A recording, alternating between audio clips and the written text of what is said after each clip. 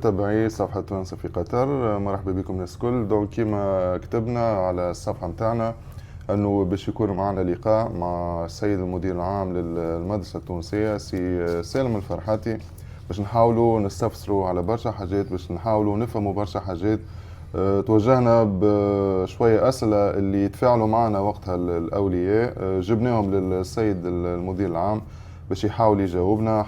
نحبوا نفهموا المدرسة شنية أمورها، كل شيء يعني من نواحي الكل. جينا لسي سالم ويعطيه الصحة بارك الله فيه اللي قبل دعوتنا يعني بكل صدر رحب وتفاعل معنا وقال لي مرحبا بيك في كل وقت. سي سالم مرحبا بيك.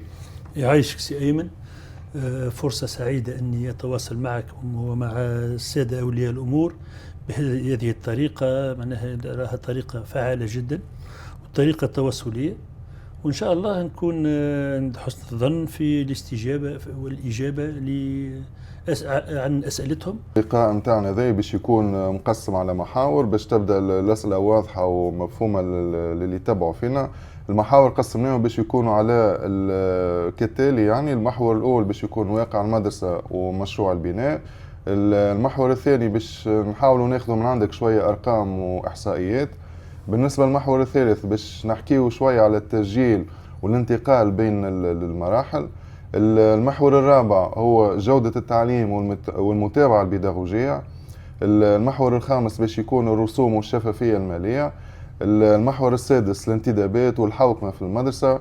المحور السابع التواصل مع الأولياء. المحور الثامن البيئة المدرسية والتأثير النفسي والتربوي. المحور التاسع الهوية التونسية والانفتاح على المحيط.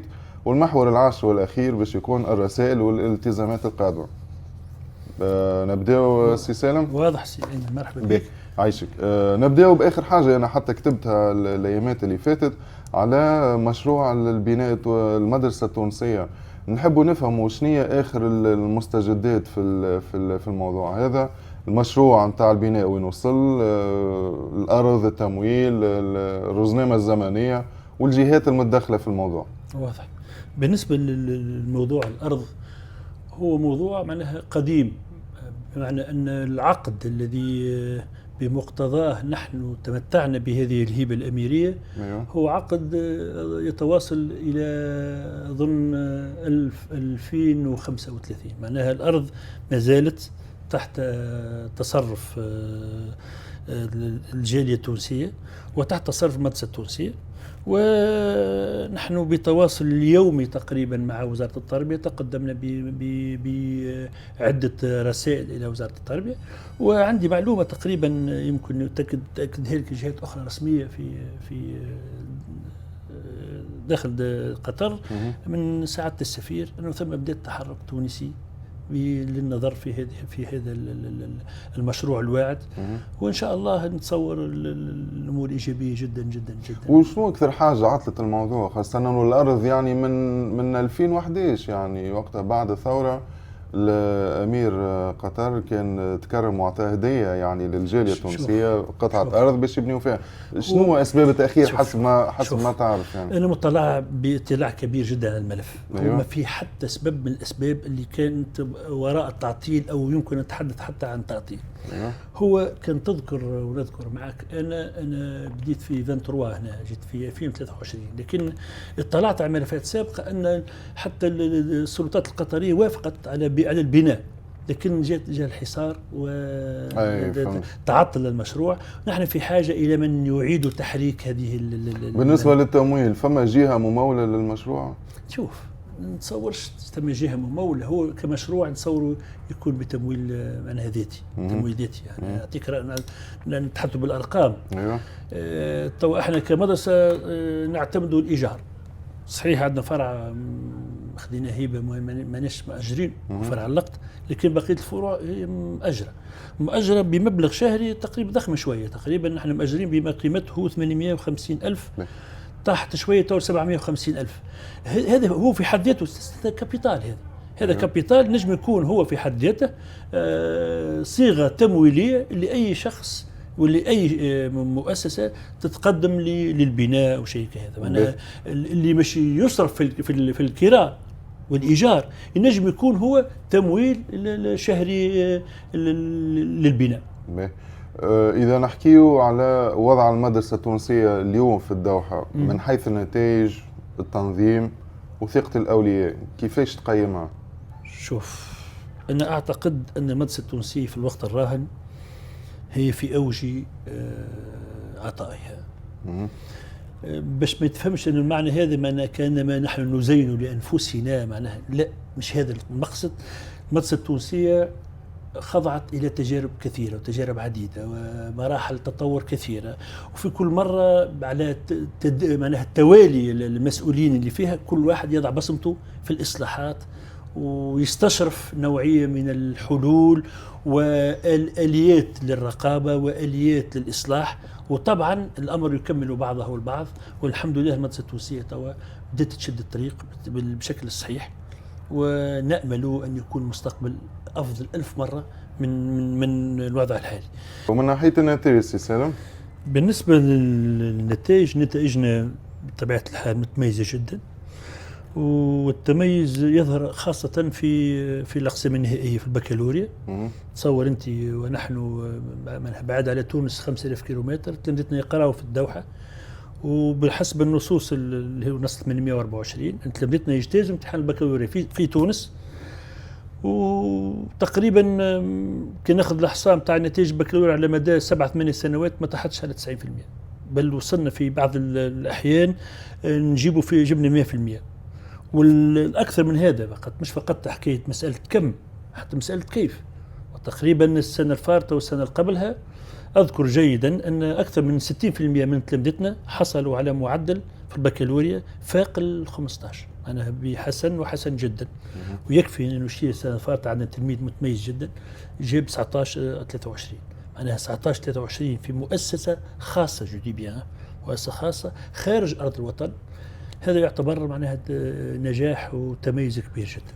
فهمتك. بما انك حكيت لي على المشاكل، قلت اكيد فما مشاكل، شنو هي اهم المشاكل ولا النقاط اللي تعتبروها في المدرسة التونسية تحتاج الى معالجة وحلول يعني؟ به. واذا كان عندكم خطة بالطبيعة ومدة زمنية للتعامل مع المشاكل هذه؟ شوف احنا بطبيعتنا نعالجوا الوضعيات معالجة علمية ومعالجة دقيقة، وما نخلوش حاجة تتعدى الامبروفيست. حتى عندما نتلقى أي ملاحظة نحاولوا نطرحها بشكل علمي ونستنبطوا لها الحلول. أكبر إشكالية للمدرسة التونسية هي في تواصلنا مع الولي. على الأقل هنا لازم نعرج إلى المسألة المالية للمدرسة. المدرسة المالية أنت تعرفوا تقريبا 98 إلى 99% من ميزانية المدرسة هي متأتية من دفع الرسوم للأولياء. قبل كانت نظام الشركات، كانت الشركات تشارك بخاطر نظام الشركات نعتمد عليها رسوم الشركات، وهي رسوم مرتفعة من 16-18 ألف في العام. الشركات تقلص دورها من العدد تقريبا يحصى على الأصابع، تقريبا 10 ولا 20 تلميذ عن نظام الشركات. أن النظام كله ولا نظام الأفراد على الأولياء. وتعرف نظام الأفراد خاضع إلى مسألة اللي هي التخفيض وانت تعرف التخفيض متاعنا احنا في الدوحة، تعرف الغلاء متاع الرسوم الدراسة في الدوحة احنا تو مازال نقرب 9000 و10000 و11000، في حين انه الرسوم تم تحديدها من وزارة التربية القطرية بين 16 و18000. هنا ولت عندنا نوع من الصد من الولي متقلق من الرسوم، وانت تعرف احنا ما نجموش نتواصلوا والولي ما يتفاعلش معنا بدفع الرسوم. عندنا ايجار، عندنا اجور. الموضوع المالي سي سالم باش نحكيو عليه من بعد في محور وحده. لا هو سامحني سي ايمن، هو هذا اهم اشكاليه معناها مطروحه للمدرسه التونسيه. المدرسه التونسيه صحيح تو بدات تتعافى الحمد لله رب العالمين. تتعافى من شنو؟ تتعافى من حيث أنها أصبحنا نعمل في آليات وإجراءات لضمان حق المدرسة في الرسوم. معناها نضبط آليات التعامل مع الولي بطريقة أن نضمن المصداقيه بيني وبينك يا ولي انك تدفع الرسوم وانا نقوم بالخدمات. فما سي سالم انت ممكن تراها كآلية هي، لكن فما اولياء يراوها كوسيله ضغط، انه باش تفرض عليه مثلا كذا مبلغ معين، ولو انه كما قلت لك انا فما محور المالي باش نرجعوا له. اما نحب نفهم يعني باستثناء هذايا شنية مثلا الاكبر الصعوبات اللي تلقاوها انتم كمدرسه تونسيه في الخارج وخاصه في قطر؟ تقريبا إذا استثنينا هذه المشاكل من حيث الإيفاء بالتعهدات المالية، تقريبا ما ليس لها أي مشكلة من ناحية أخرى. معناها تبقى ما يعتبره الآخرون مشاكل هي صافي بارتي من لا جيستيون معناها يومية نتاعنا، هي العمل نتاعنا اليومي.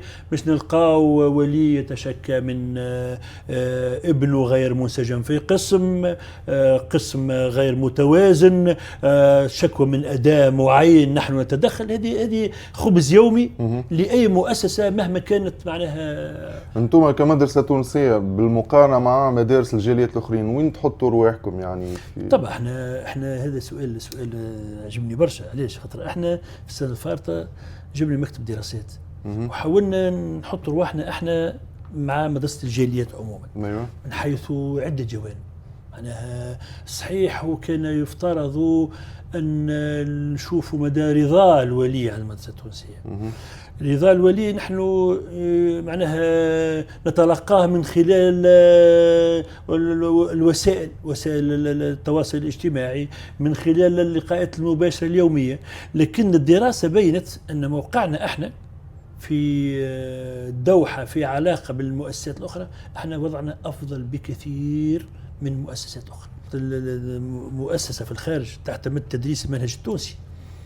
المنهج التونسي منهج قوي برشا، بدليل انه عده جاليات ارتأت انها تجيب ولادها ويقراوا عندنا في المدرسه التونسيه.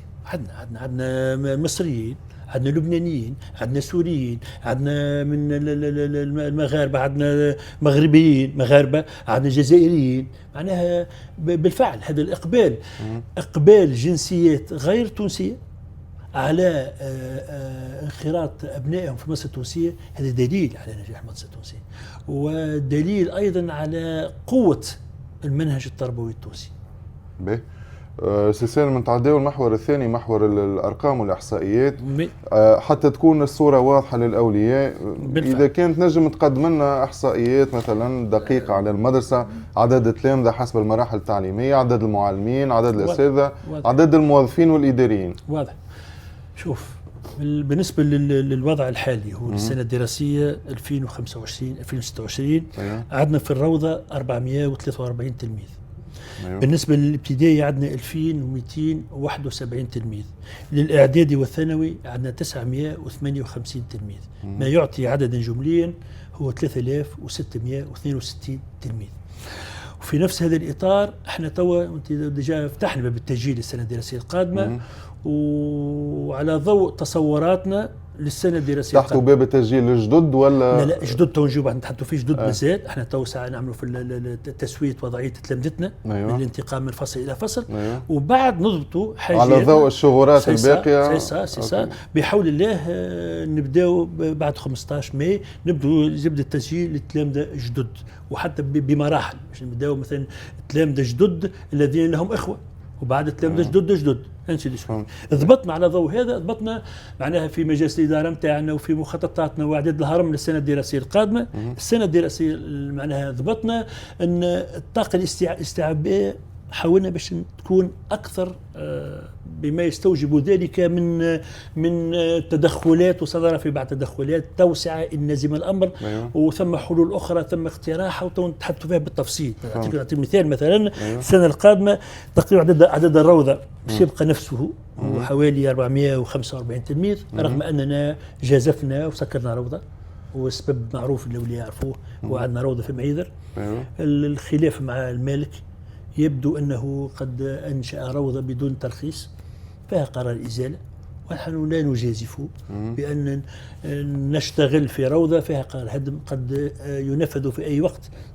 ورغم ذلك نحن فعلنا عندنا زوج روضات اللي هي روضة المعمورة وروضة الزغاوة بطاقة استيعابية معناها تقريبا وكأن لنا 3 روضات. معناها الفارق نتاع معيذر تم تحويله الى ازغوه، وبحول الله باش يتم استقطاب السنه الدراسيه القادمه معناها سيوقت يكونوا فول نقبلوا 445 تلميذ. بالنسبه للابتدائي ايضا وسعنا شوي في الطاقه الاستيعابيه باصلاحات وتدخلات. سيكون الطاقه الاستيعابيه الجمليه في حدود 2461. معناها النجم هذا ما يمكن استيعابه، لكن العدد ما يوصلش للدرجه هذه، خاطر نتصوروا السنه القادمه سنبقى في حدود ارقام هذه السنه، لكن نحن اونتيسيب، نتوقع انه ثم تونسيين جايين من معناها سيقيمون في قطر. احنا تو 50,000، من يدري ربما العدد يزيد. نحن نشتغل على أننا نستوعب أي تلميذ يأتي في أي مستوى تعليمي. بالنسبة للإعدادي والثانوي نحن نعد العدة إلى أن لطاقة استيعابية قد تصل إلى 1251 تلميذ. معناها باش يكون عندنا تقريبا الطاقة القصوى للاستيعاب للسنة الدراسية القادمة 4157. لكن نتوقع وين عندنا الإشكالية بالضبط. خليني تسمح لي هنا نفتح قوس في الإعدادي والثانوي. الإعدادي والثانوي احنا راسلنا السفارة وتفاعل معنا سعادة السفير مشكورا في الالترناتيف كلهم، الحلول الممكنة. عندنا 2 حلول. الحل التوسعة، والتوسعة بأنواع، يا اما التوسعة تبني أو أنك تتصرف في الفضاءات اللي عندك. والخيان في دولة قطر في وزارة التربية اقترح علينا حل آخر هو معمول به في الجاليات الموجودة، أن مادام عندنا فضاء احنا كهذا، علاش ما نفعلوش صباحا ومساء؟ مثلا نختاروا مبدأ الإعدادي صباحا والثانوي مساء. إذا كانت الطاقة الاستيعابية الحالية تو 970 نجم نستغلوها، مع 970 صباحا و970 مساء. معناها هذه تحل لنا المشكله لمدى بعيد جدا، في انتظار ان شاء الله تحضر البنيه نتاعنا. رغم ذلك احنا وصلنا، خاطر احنا كي راسلنا وزاره التربيه القطريه اعطيناهم الامكانيات الكل. اخيرا منذ 2 أو 3 جاتنا مراسله من وزاره التربيه القطريه ان نجم نفعلوا الفضاءات نتاعنا الداخليه بالتصرف. تعرفوا ثم اليات 2 متر 2 متر ونص، متر ونص باريليف، النجم نتصرفوا الفضاءات بطريقة النجم نستوعبوا 1200 تلميذ من غير ما لا نبنوا ولا نضطروا إلى الآلية نتاع المسائي، خاطر نعرف فيها ثقل كبير على الأولياء. دونك مشينا في الحل هذا أن نجيبوا مكتب استشاري يعاود يعمل لنا الحساب نتاع الفضاءات، ومع شوية تصرف الفضائيات نتصرفوا فيها بطريقة شوية. مثلا قاعة كبيرة تتقسم إلى قاعتين، وفضائيات أخرى مستغلة إلى أشياء أخرى ماهيش وظيفية توا نجم نوظفوها وتولي قاعة تدريس داخل الفضاء. بالطريقة هذه يمكن نوصلوا الحل أن ما نبنوش، وفي نفس الوقت ما ندخلوش كاهل الولي أن يولي عنده ولد يقرأ الصباح ولد يقرأ العشية، ونوصلوا إن شاء الله إلى بلوغ هذه يعني تقريبا هذا هو الحل اللي ماشيين فيه. هذا الحل مش الحل ماشيين فيه. احنا نستنوا المكتب الدراسات، والله كنت الصباح نستنى فيه من برسيب يجيني اليوم. أيوة. ربما يجيني غدوة باش يجي يعطيني هو تقريبا حسب ما حكيت معه أنا وحكينا معه على المباشر. هو يعرف مدرسة جيدة خاطر اشتغل معها في سنوات فارطة. أيوة. هو أكد لي أنه الحل هذا هو الحل المناسب، وهو تقريبا وعدني بأن يكون هو الحل. تواصلتوا مع الأولياء على الموضوع هذا، على الحل باش كان فما حاجة يعملوا حسابهم؟ شوف احنا سنتواصل مع الأولياء وقت نجزم الأمر. إذا كان الأمر مبدئيا مازال لم يجزم بعده، لكن احنا مازلنا في الحل الأولاني أن نبقي المدرسة كما هي مع شوية تصرف. دونك الولي ليش نعلموا فيه؟ نعلموا الولي إذا كان وصلنا وقت ما عاد بهوين آخر حل نعلموه بحول الله في آخر ماي، نقولوا لو ما عندناش حتى حل ربما نضطر إلى تشغيل المدرسة صباحا ومساء. هذا باش يتطلب لنا مجهود كبير، ولعمل صباحا وعمل مساء، ويجب تقسم المدرسين إعدادي وثانوي، فيه برشا خدمة برشا حريش. على ذكر المدرسين، قديش قلت لي عدد المعلمين، عدد الأساتذة والموظفين والإداريين؟ هو المدرسة تشغل في 240 موظف. أوكي. هو كل الموظفين بين إطار إداري وبين منشطات روضة ومساعدات. أيوة. بين المعلمين ابتدائي، بين أساتذة إعدادي وثانوي. تقريبا عندنا 88 معلم. يعني عدد كبير جدا. عندنا 64 او 65 استاذ. فهمت. عندنا عدد كبير. أيوة. عدد كبير، نعملوا جيستيون كبيره برشا تاع الاتش ار اللي هي لي ريسورس هيومان. ولاباس معناها ما عندناش اشكاليه في ما عندكمش نقص نتاع موظفين مثلا، تحتاج موظفين اكثر؟ شوف هو الضروره تقتضي ديما انتدابات باب الانتداب لا يغلق، لكن احنا خدينا قرار من وبلغناه الاولياء في اطار الحوكمه. ايوه. والضغط على المصاريف. احنا مش التوظيف من حوكمته، وماشيين في سياسه على الاقل من هنا الى السنه الدراسيه القادمه اننا لا ننتدب الا ما هو ضروري. وتعرف الضروري في التعليم هو المعلم والاستاذ ولا المنشط للروضه.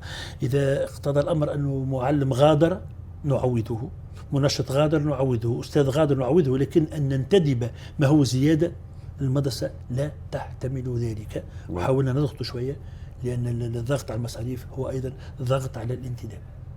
بالنسبه للتلامذه نتاع البكالوريا نحبوا نعرفوا باختصار يعني قديش عدد المترشحين، نسبه الجاهزيه نتاعهم، البرامج اللي قاعده تحضر فيها من المدرسه لمساعدتهم باش يعديوا الامتحانات في ظروف باهيه. يعني احنا توا ديجا نعديو في البكالوريا البيضاء. أيوة. باك بلون بدات من يوم الاحد تستمر الى نهايه الاسبوع هذا اليوم الخميس، وتوافقا في رزنامتنا مع الرزنامه التونسيه. معناها نفس هذا الوقت تلامذتنا البكالوريا في تونس يجتازوا امتحان البكالوريا. بقى نسيت باش نعطيك الرقم، هو السنه العدد نقص على عمناول. السنه كان عندنا تو تقريبا السنه باش يجتازوا امتحان البكالوريا 18 تلميذ.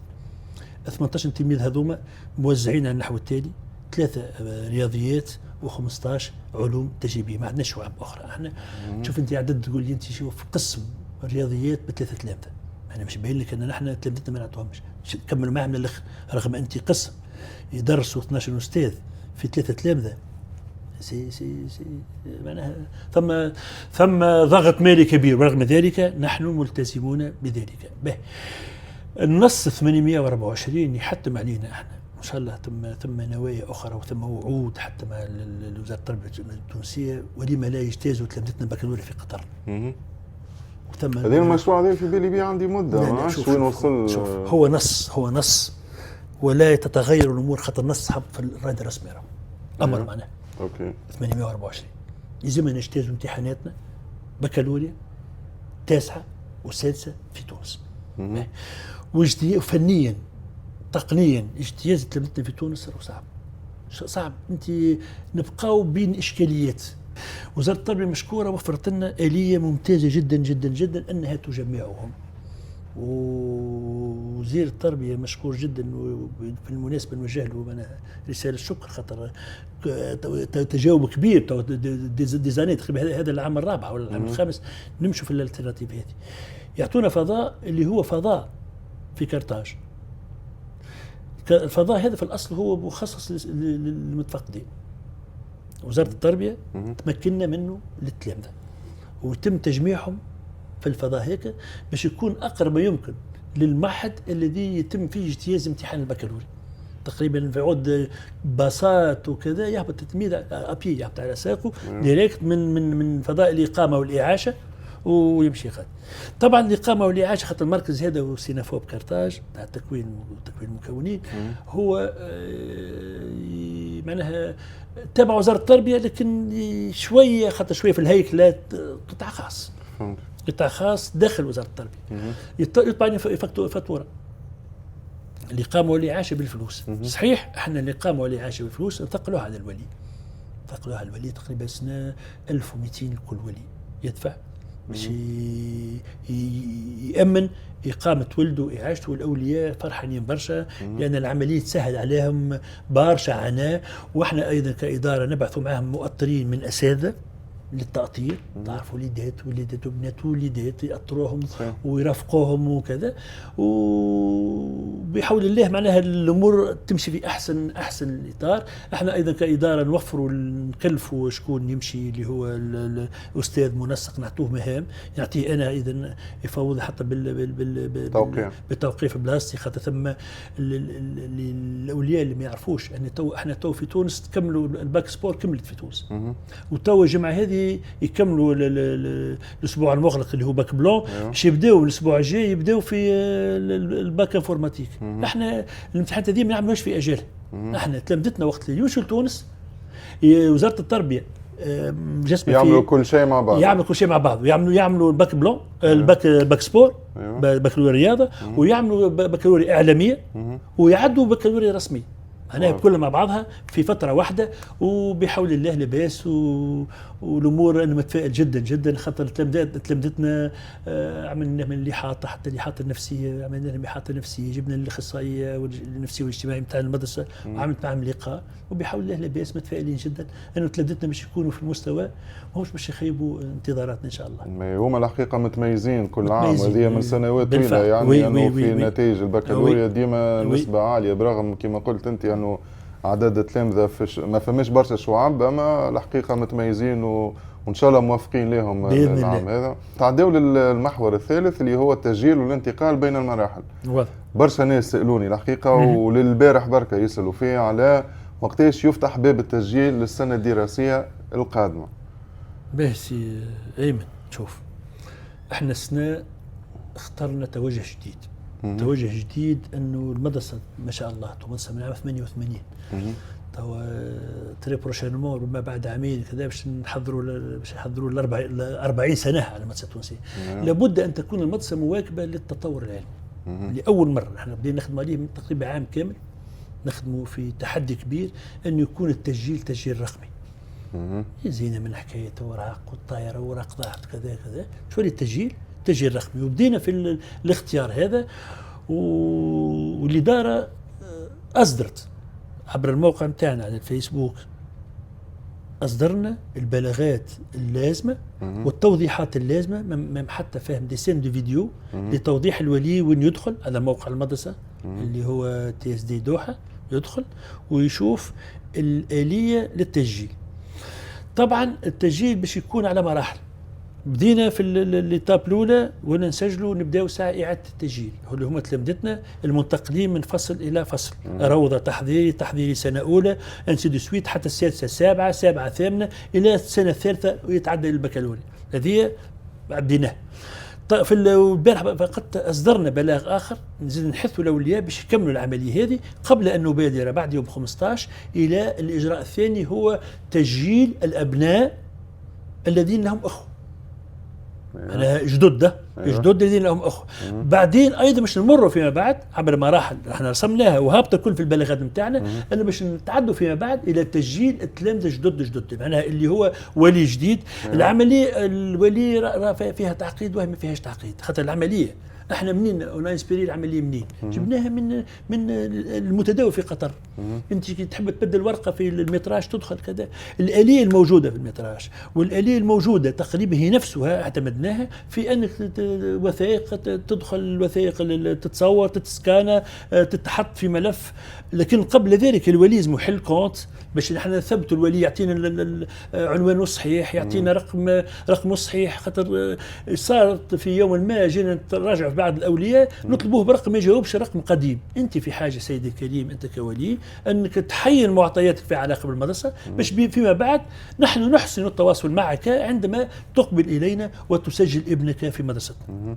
وتكون الخدمات طبعا خدمات توافقيه بين الولي يعني ما فماش قلق الفتره الجايه من ناحيه التسجيل. فما يعني نقول نحن الاماكن اللي تكفي تلامذه، يعني جست شويه صبر للاولياء. بالضبط. ثم زوز تطمينات. اولا احنا ملتزمون بالرزنامه التي اصدرناها. ايوه تبع الرزنامه الدات ديدلاين اللي حددناه في الرزنامه نحن ملتزمون به. وثانيا والاهم انا اعطيتك ارقام ماذا ننتظر نحن السنه الدراسيه القادمه. احنا نشتغل السنه الدراسيه القادمه على ان بلافون دو ريسبسيون ديليف كي فا اتندر 57 اللي هو السنه 3600، يعني بزياده تفوق تقريبا 500 طن. يعني مش سهله 500 طن بدموع، وهي الطاقه القصوى في الوقت الحاضر. لكن نحن ما نوصلوهاش ان شاء الله. نحن مش نتصور العام الجاي في حدود 3700 3800، لكن رغم ذلك نحن نتهيئ الى ذلك ونعد العده في كل شيء. حتى توا باستثناء حتى للترسيم واعاده الترسيم، عندنا العام الجاي مثلا اذا كان معلم ماشي غادر، ثم شكون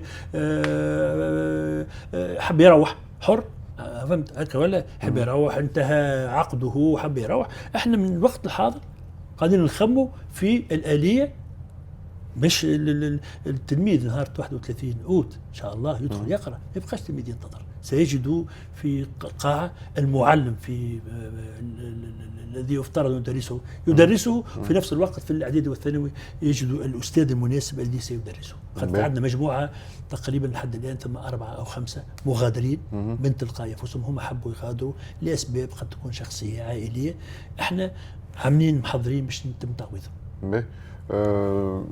بالنسبة للتسجيل، واحنا نحكيه على التسجيل، لأنه في التسجيل فما مبلغ 2000 ريال سنوي لحجز المقعد على التلميذ اللي باش يكمل معاكم بطبيعة في نفس المدرسة، مثلا منتقل من السنة الأولى الثانية ولا الثالثة ولا اللي هو.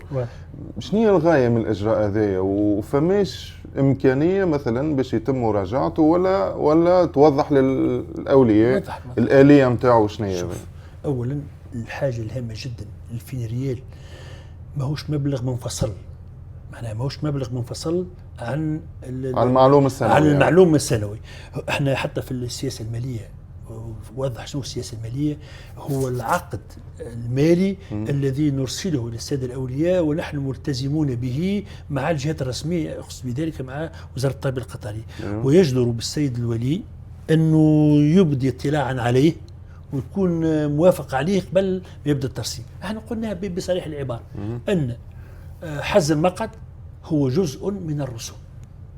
في جهات أخرى في مدارس أخرى يفصلوا حجز المقعد، يفصلوه أنا بعيد، يعني مش داخل في المعلومة. احنا لا، احنا حجز المقعد هذيك شوف سيتي اون انتيسيباسيون، انت باش خاطر ما تجيش بعد تصور نحن حين حجز المقعد وجاء اي ولي رسم بعد خاطر الولي بعد يجي احنا نشوفوا وين الولي ذاك راهو سي با سيريو بيتيتر بيان راهو ما عطاش في حجز المقعد.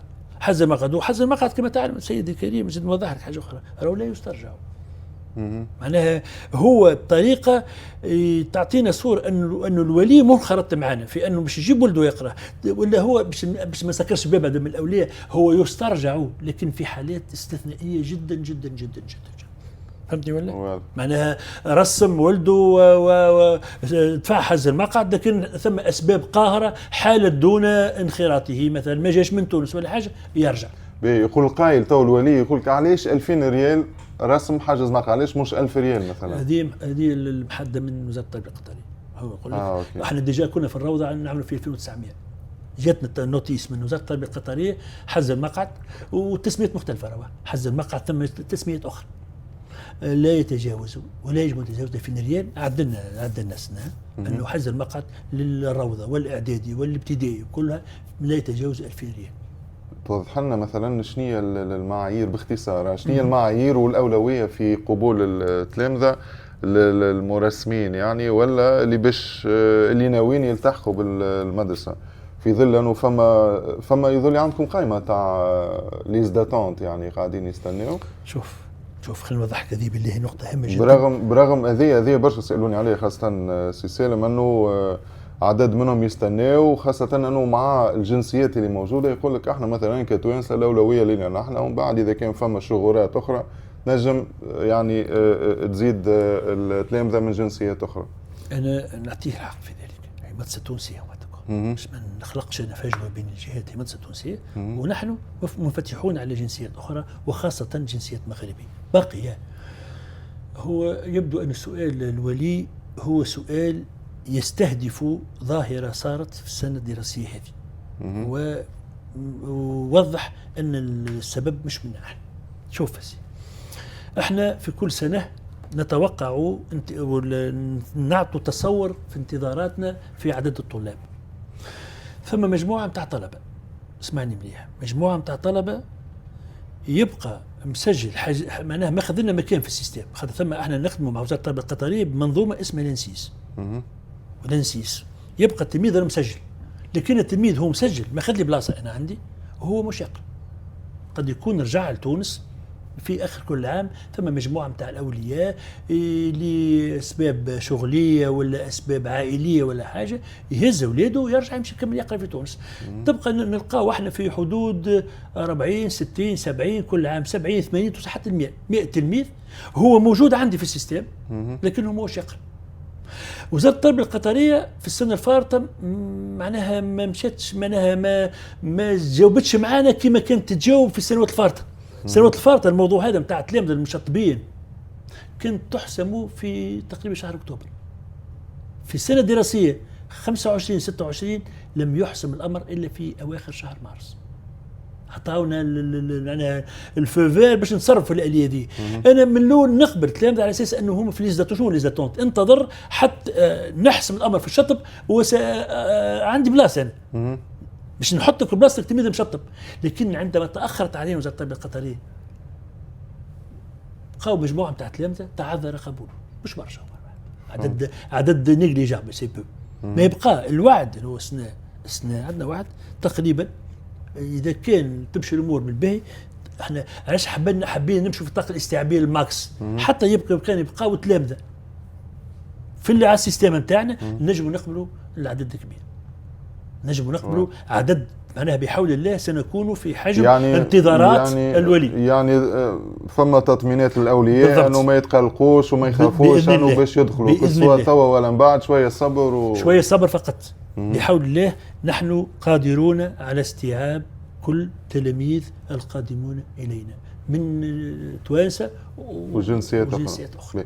المدرسه كيفاش تتعامل مع مساله الاكتظاظ داخل الاقسام؟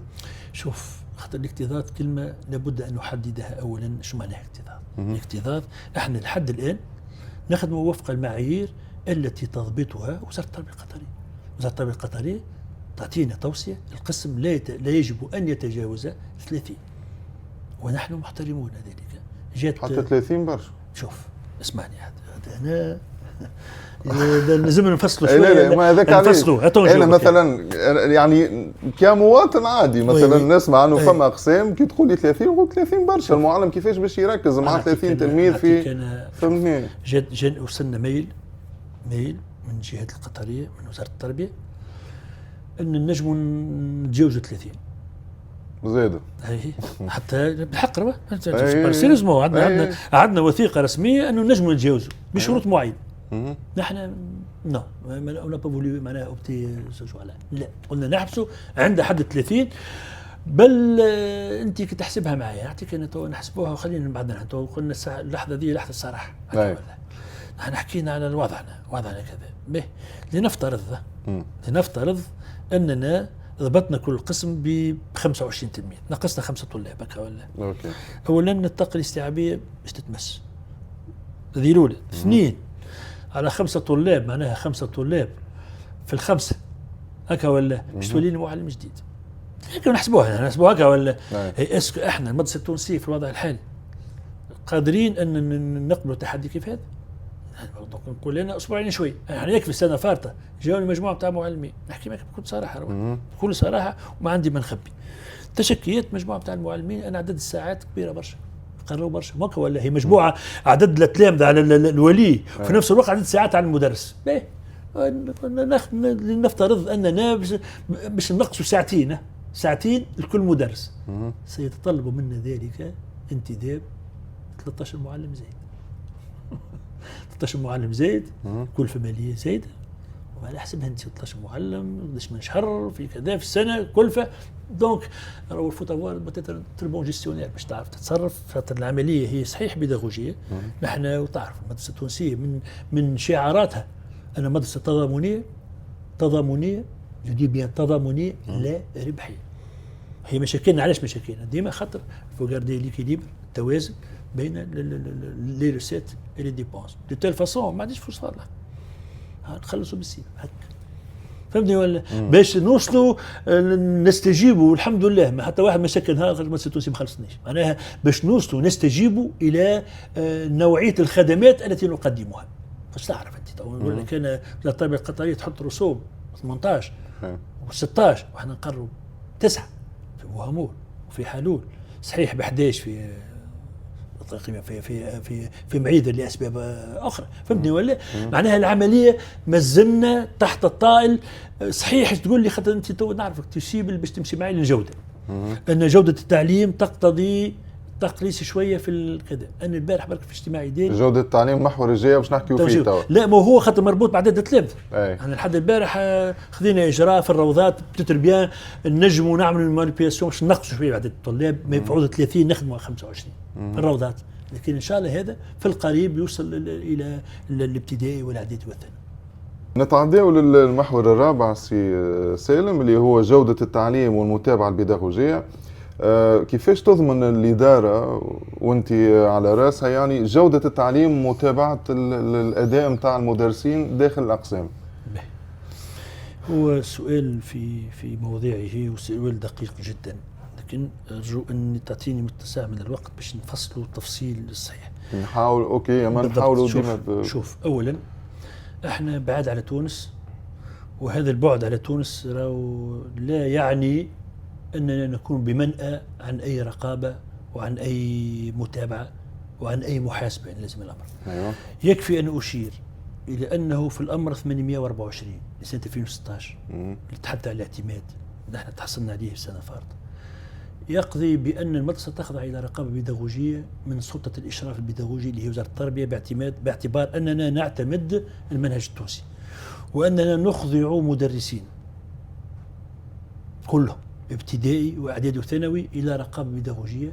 جي فريق وصار صار معي اول عام جيت تم فريق كبير جاء من متفقدين بيداغوجيين جاوا من تونس واخضعوا المدرسين نتاعنا كلها للرقابه والتكوين. حتى التكوين يعني عملوا تقريبا بقاو 10 ايام للتكوين كذا، لكن نحن ارتئينا ان هذا غير كافي، لان هذا يبقى عمل مناسباتي ويبقى عمل بعيد علينا. تونس 5000 كيلومتر بعيد علينا برشا. حاولت في 24 ارتأيت تجربة أخرى ولقيت استحسان كبير. التجربة تمثلت في أننا نعقد عمل مع السادة متفقدين من تونس. صحيح مش في كل المواد التعليمية في الإعدادي والثانوي، في بعض المواد اللي نحن اعتبرناها ضرورية واعتبرناها مواد رئيسية.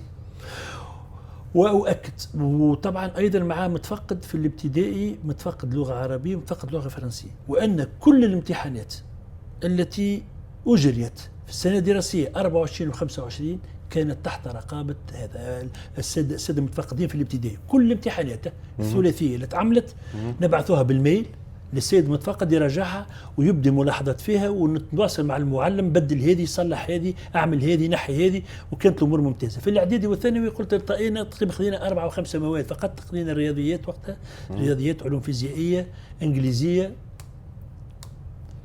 والله ذات عليه بالضبط. المهم اربع مواد.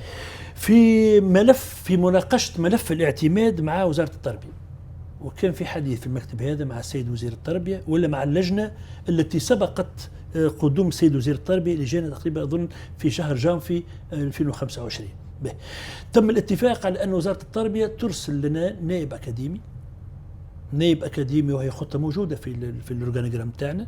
نائب أكاديمي هو شخص يكون كاليفي بيتم انتدابه وفق معايير معينة وفق شرائط معينة وشروط معينة، يجي للمدرسة يشتغل معنا ويتابع. بلغة أخرى نحن نعطوه الملف البيداغوجي يشرف عليه هو من حيث التكوين من حيث الرقابة من حيث كذا.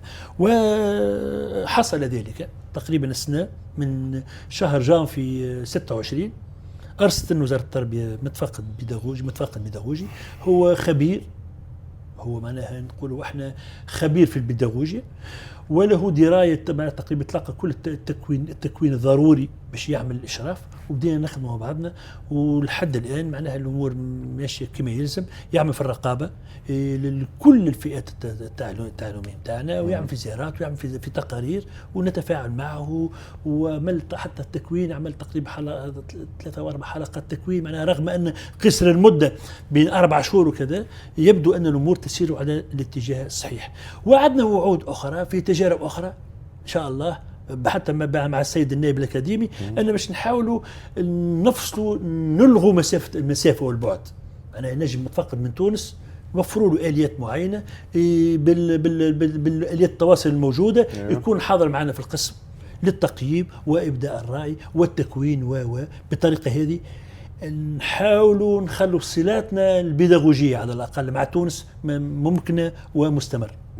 هل انتم كاداره هل عندكم اليه واضحه باش تقيموا بها النتائج الدراسيه وتعالجوا نقاط الضعف عند التلامذه اذا كان فما يعني؟ طبعا هو في حتى المناشير المعتمده والنصوص المعتمده مدير الفرع في حد ذاته هو مدير من مهامه أبار عنده مهام إدارية وعنده مهام في الحياة المدرسية. صحيح ما عندوش مهام مالية لكن عنده مهام أخرى بيداغوجية. أول من يراقب المدرس هو مديره، يحضر معه، يلاحظ له جورنال، يعطي ملاحظاته، يلاحظ له على الامتحانات، يلاحظ له كذا.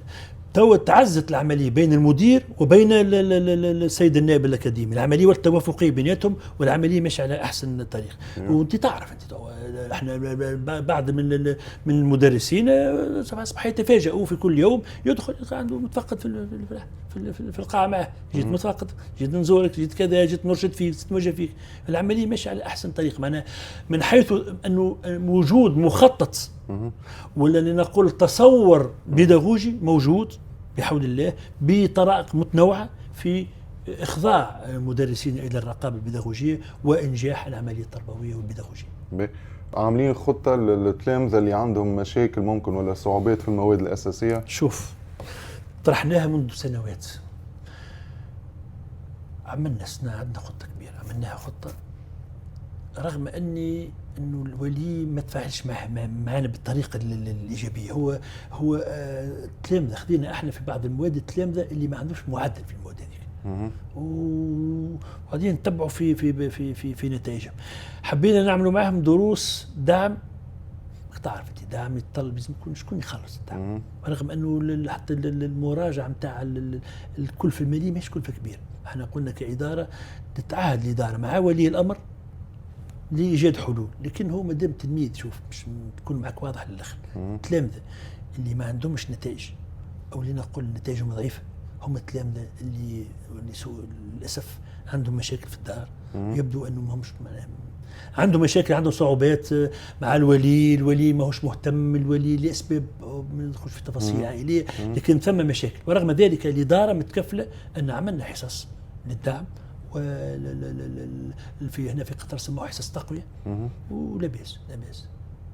ولحد البارح في مجلس الإدارة جبدنا النقطة هذه في مرافقتهم حتى في الامتحانات الوطنية، امتحانات تاع مش وطنية، امتحانات تاع الثلاثي الثالث آخر السنة.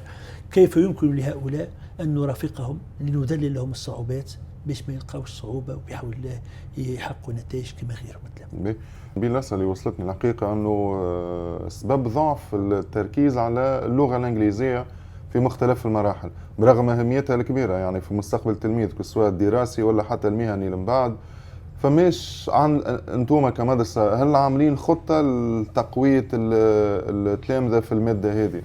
شوف أنا في اعتقادي سي أيمن حسب الحصيات اللي عندي ما عنديش مشكلة في الإنجليزية، عندي مشكلة في الفرنساوي. هذا حسب المعطيات اللي عندي. علاش؟ أول حاجة احنا في قطر واللغة الثانية بعد اللغة الأم اللغة العربية هي اللغة الإنجليزية، واحنا ديجا حتى في الروضة الصغار عاملين نوادي تاع إنجليزية. أنا التلميذ منذ حداثة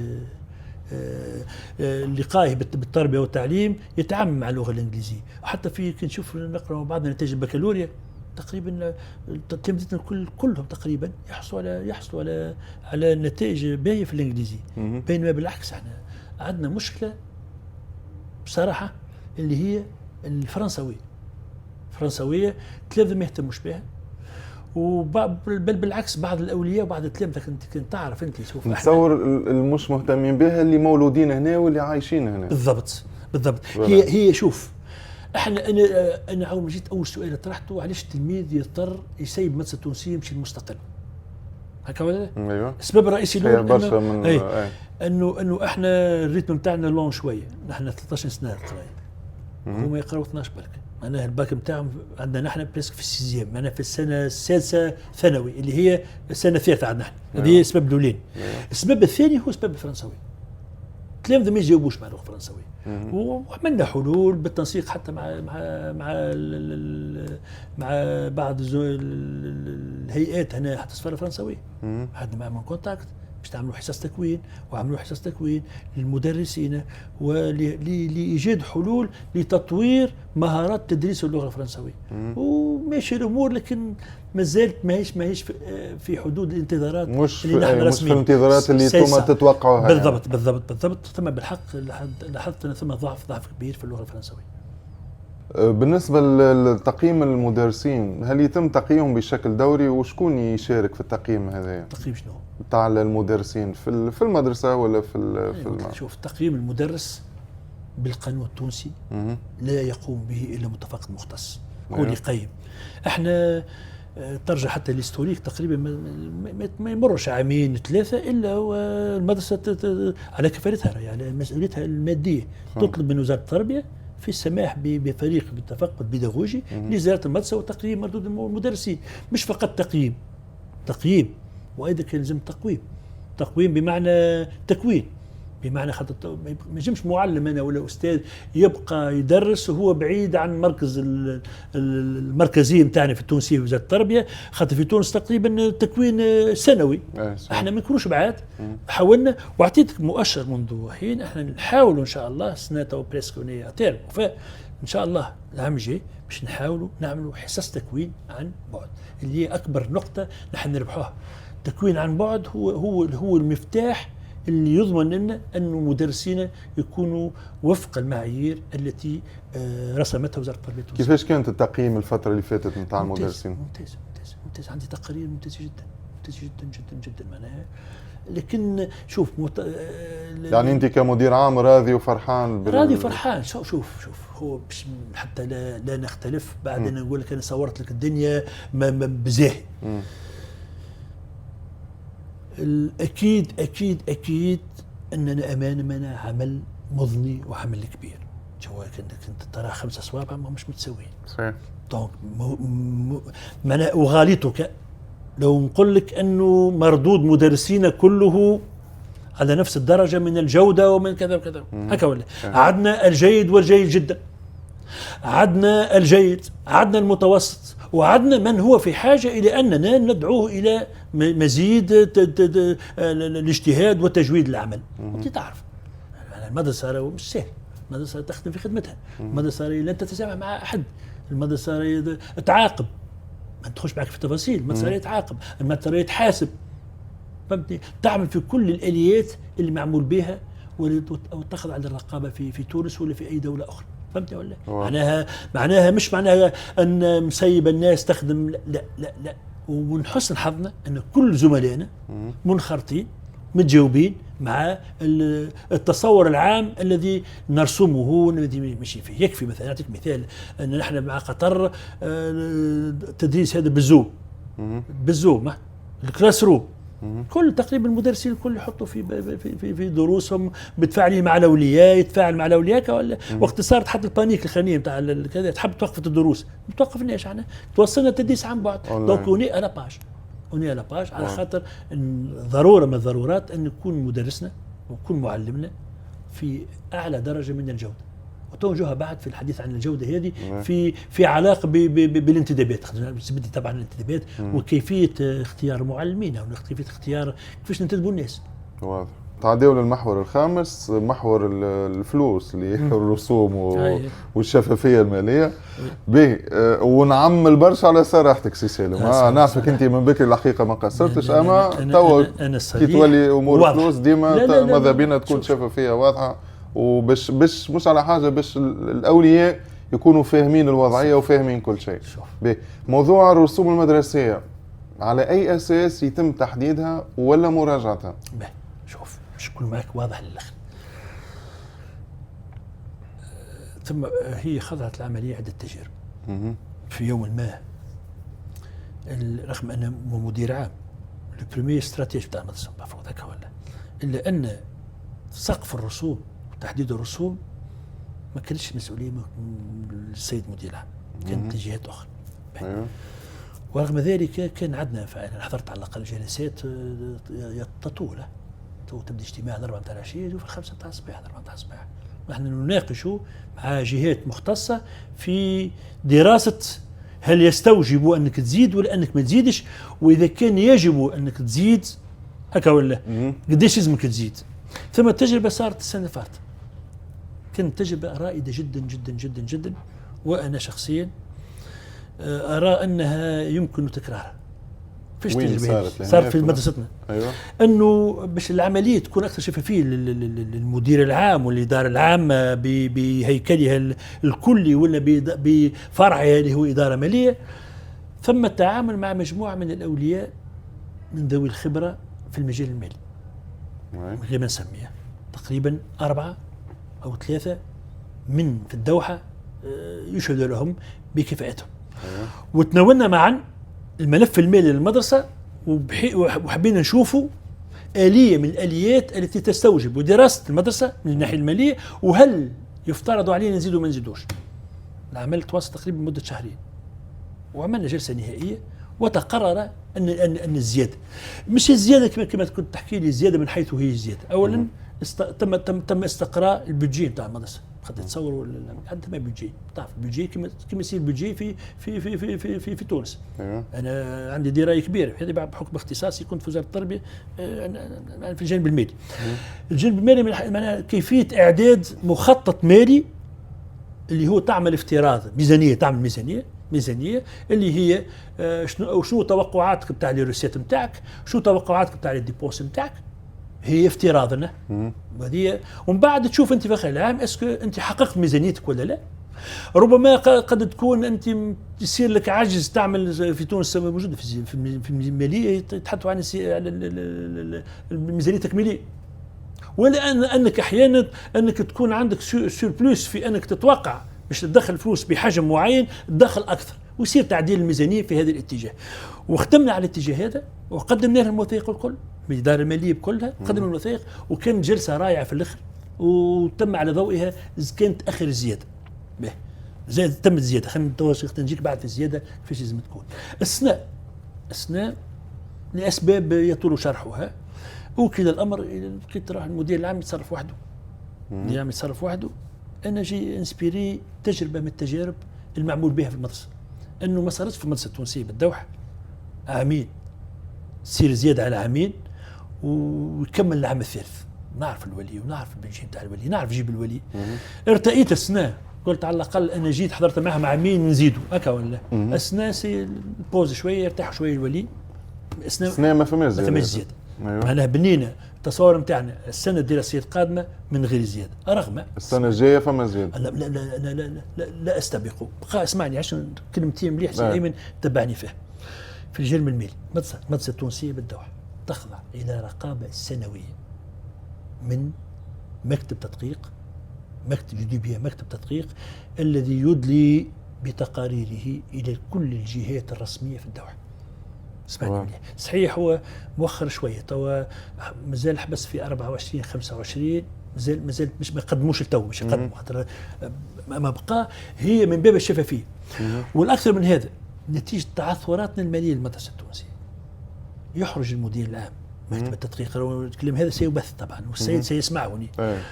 كيفاش يحرج المدير العام؟ انه يجي يقول لك يا مدير عام الوضعك المالي ما هوش هو، لكن باش تكون الامور مريقله تعطيني تعهد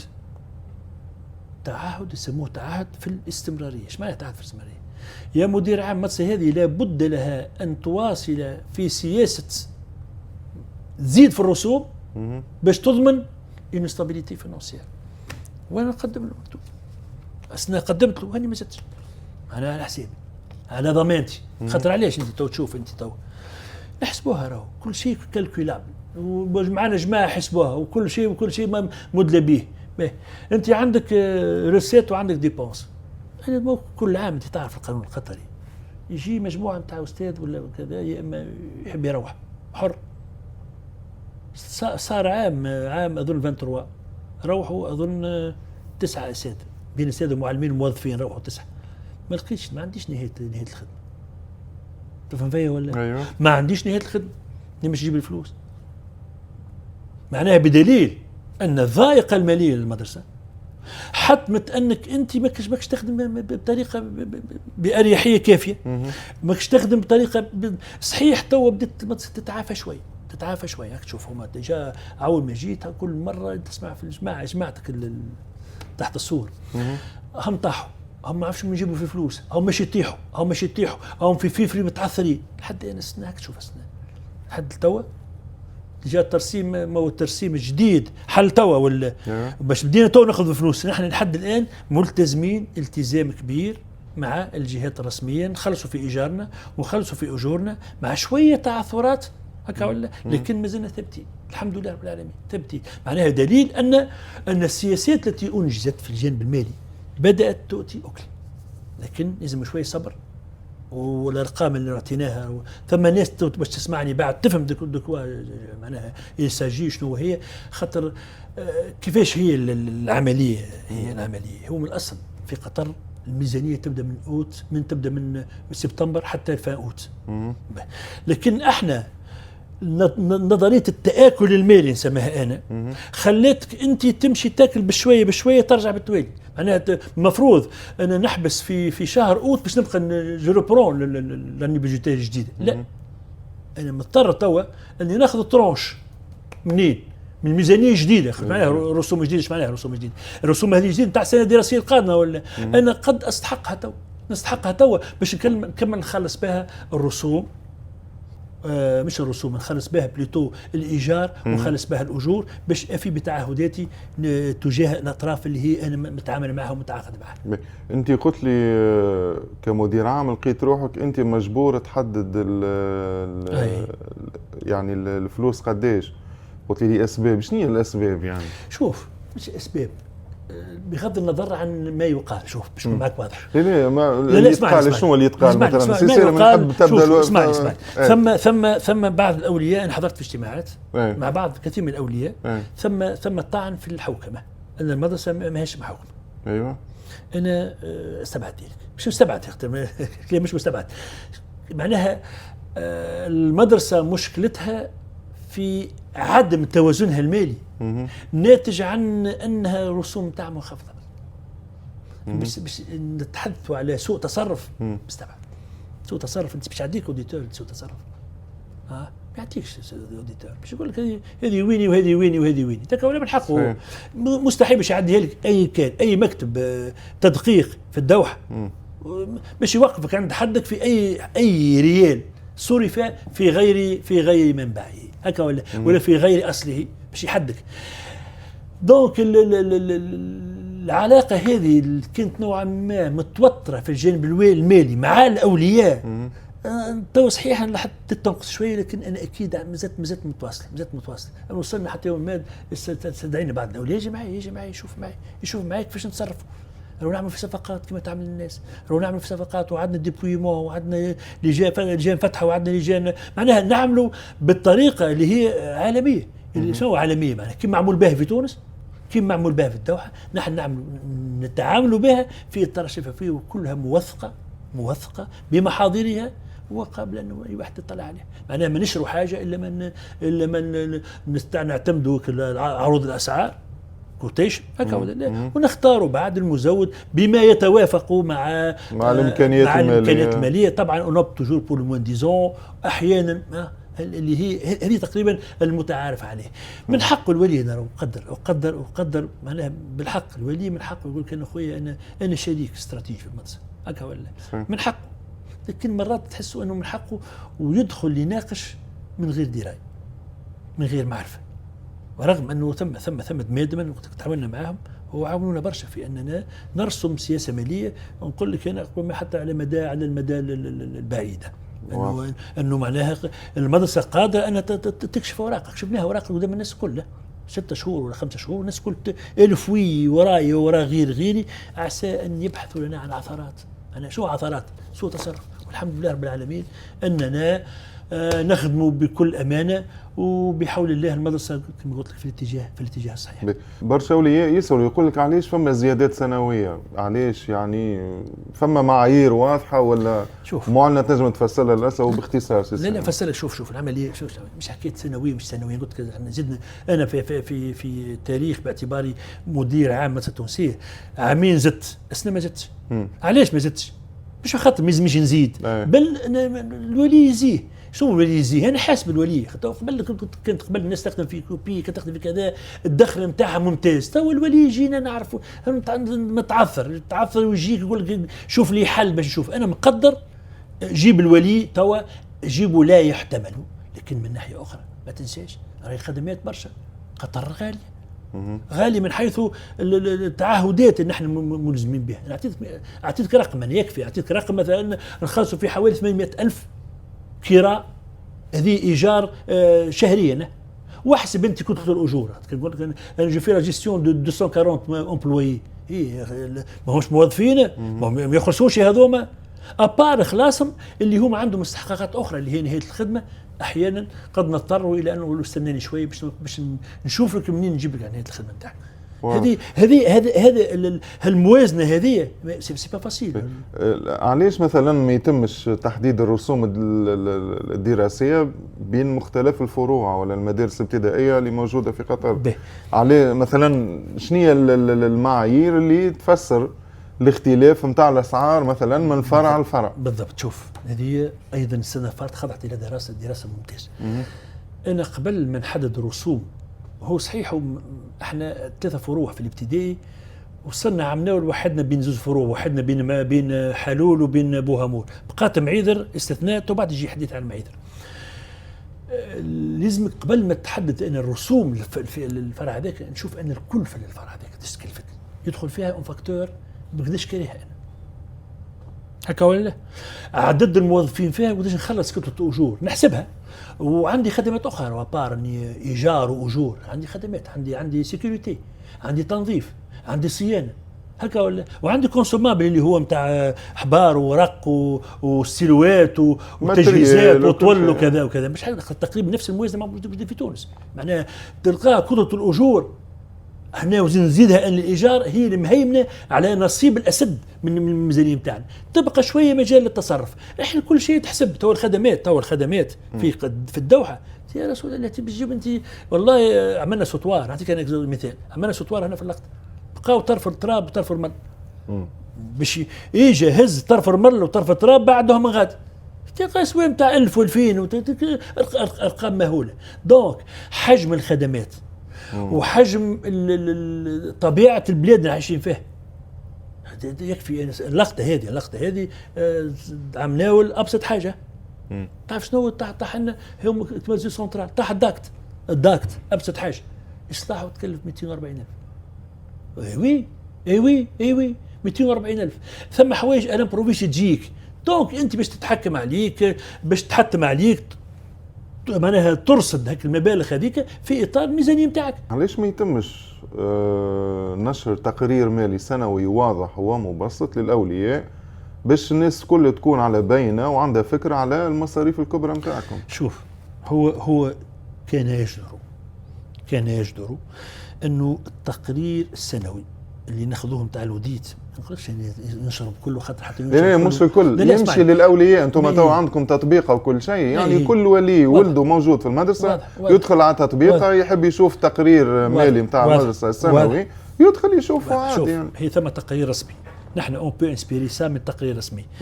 لكن انا لاحظتها خاطر صارت تحكي كيف هذه. بعض الاولياء جاوا اعطيناهم ارقام، يبدو ان ثم ناس تسيء اقراء الارقام اسمع مليحه بحكم على الاقل بحكم التخصص والاختصاص.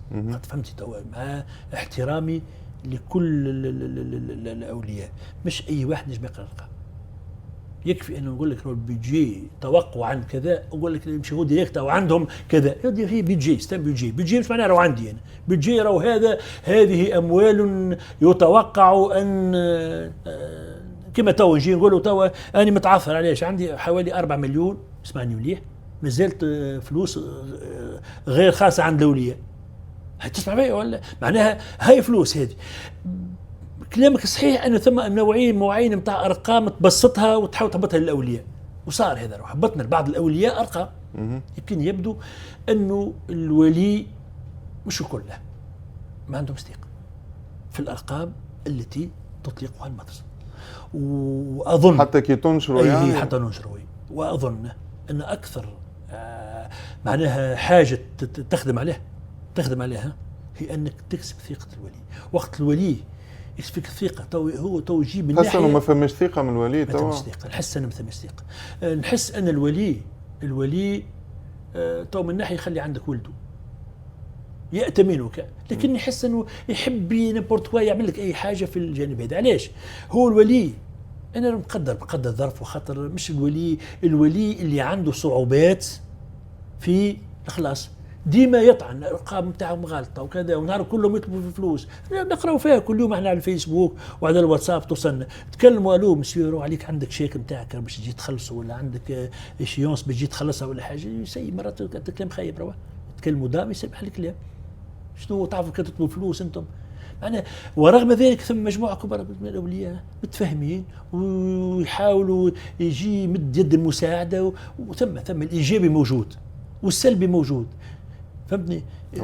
وان شاء الله احنا نشوف، احنا تو قلت لك انا الموضوع هذا هو اكثر موضوع لازم واحد يخدم عليه، هو كسب ثقه الولي، باش على الاقل نهار نعطوه ارقام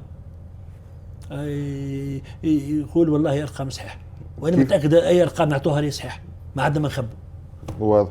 كيفاش توازنوا سي سالم بين ضروره تطوير المدرسه والمحافظه على قدره العائلات التونسيه المتواجده في الدوحه على تحمل المصاريف؟ شوف هذا موضوع كبير برشا. انت كي تشوف الفارق هامش الفارق بين الرسوم كما حددتها وزاره التربيه القطريه والرسوم كما احنا نخدموا به، ثم فرق كبير. الجيب 10,000 ولا 9,000 الى 16,000 تقريبا، تخفيض بنسبه 50%. ورغم ذلك اسمعني مليح، على الاقل ربما هذه نعطيها بشكل برقي، ورغم ذلك ما وخرناش لحظة أن نكونوا منخرطين على الأقل نتيجة إدراكي الشخصي للوضع الاجتماعي لبعض العائلات. نعرف أن ما وخرناش بأن نكونوا منخرطين مع تصورات التوجهات الكبرى لوزارة التربية القطرية. وزارة التربية القطرية عندها برامج، والله ما عنديش بالضبط، ما عندي موجود النص عندي في التسمية بالضبط سميته هي، أنها كيفية نعاونوا الأسر المتعففة أو الأسر ذوي نقولوا الدخل المحدود بالجارغون التونسيان. أيوه. احنا تقدمنا بمبادره تقريبا وزاره التربيه القطريه في حدود 10 منح، قلنا في حدود 100,000 تقريبا سنويا. احنا مستعدين كذا، وعلمنا بها وزاره التربيه رسميا وعلمناها، ومفروض وزاره التربيه بتعمل هي معاييرها باش تعطينا بعد ترجع لنا فيدباك ان نعاونوا سواء بالعدد الكلي للتلامذه وهي معناها اليه محترمه، والا تنجم على الاقل بالانصاف، تنجم عنده متعثر تنجم تعاونوا في نصف المبلغ، ولا تنجم تعاونوا في المبلغ الكله. اما هذا كمبلغ تم اتفاق فيه وسيتم رصده في الميزانيه بشكل معناها مباشر، انه نكونوا عند، لكن لازم الملف شكون يدرس الملف مازال ما تفهمناش مع وزاره التربيه القطريه كيفاش تتم دراسه الملف باش نبحثوا على الاستحقاق والاحقيه في الحصول على هذا الامتياز. مثلا ان نجي نعفي تلميذ ولا نعفي ولي من سداد رسوم الدراسه لمده سنه دراسيه كامله. وتطوير المدرسه يعني تطوير المدرسه، شوف احنا لم نبخل في ظل يعني الفلوس والقدرات الماليه والامكانيات، يعني بما توفر من الامكانيات. صحيح النصيب الاسد ونصيب الاوفر ماشي ايجار واجور، لكن عندنا هامش ولو كان ضعيف ياسر ان نحسنوا به في الاداء، مثلا نشروا به في وسائل التطوير كذا. ثم السنه الفاتت خذينا تابلو تكتيل بهيد تقريبا في كل الفروع، هي انتراكتيف كذا بالويفي باهيه واستعملوا فيها في الفروع. نتيجه جدا عاونتنا فيها اريد حتى طريقه الموديل دو بيمون اللي يجي برشا، وماشيين نطوروا. شنو نطوروا؟ من حيث ان نقتنيوا الوسائل المستحدثه في تو نحكوا على الذكاء الاصطناعي، يعني باش تحاولوا تواكبوا التطور، نواكبوا ونطوروا. شوف لازم نطوروا المخابر، نطوروا مخابر خاصه المخابر العلوم، المخابر الاعلاميه نحسنوا، وايضا في حتى داخل قاعه الدرس شاشات، عملنا شاشات كذا، اللي فيديو بروجيكتور موجودين، نحاولوا نوفروا ما هو متاح عند غيرنا. ديجا يكفي انه باش السنه الفارطه عندنا تلميذ نتاعنا بالتنسيق مع استاذه خذا جائزه الاولى على مستوى قطر في الروبوتيزم. يعني حاجه ممتازه جدا، معناها ان راهو قاعدين نواكبوا في التعلمات وفق اليات متطوره جدا. واضح. المحور السادس الانتدابات والحوكمه في المدرسه. على يعني شنو هي المعايير المعتمده في انتداب المدرسين والاداريين داخل المدرسه؟ خلينا نكون واضحين، هو هذا اكبر ملف او اكبر موضوع تفاعلي سواديزون في الحد. اولا احنا الانتدابات نتاعنا تصير على منهجين، ثم انتدابات داخليه وهي ظرفيه ويحكمها نوع عقود خاصه، وثم انتدابات انا نسميها انتدابات رسميه اللي هي انتدابات خارجيه نسموها، ولا تكون باش نكون واضحين الا عن طريق وكاله التعاون الفني. الفاصل بين هذا وذاك تحكم فيه الفتره، المرحله تقتضي ذلك. مثلا توا يجي فصل العام تلقى المعلم والاستاذ يغادر، تمشي انت في الوقت هذاك باش تمشي تعمل نونس برا عن طريق وكاله التعاون الفني يجيبوا لي استاذ من تونس، لا باش تولي تلوج انت. عندنا داتا نتاعنا هي قاعده بيانات، اي واحد يجي يقدم لنا ملف، ويقول طالب شغل. احنا بعد اي شغل يحصل نشوفوا هكا القاعده هذيك بتاع البيانات، اذا كان في البوست هذاك مترشح او مترشحين صار ديجا حتى عندنا تقريبا منذ شهر وشهرين غادرتنا استاذه بتاع علوم طبيعيه، علوم الحياه والارض. يجينا نشوف قاعده البيانات لقينا عندنا زوز وثلاثه اساتذه. عملنا اونتروتيان حاضر فيه السيد النائب الاكاديمي، هنا اونتروتيان داخليه وصار انتداب، ونظن انه وفقنا فيه انه اخترنا استاذه باش تكمل معنا نهايه العام بالطبع، والعام الجاي تشوفوا لها في تجديد العقد نتاعها.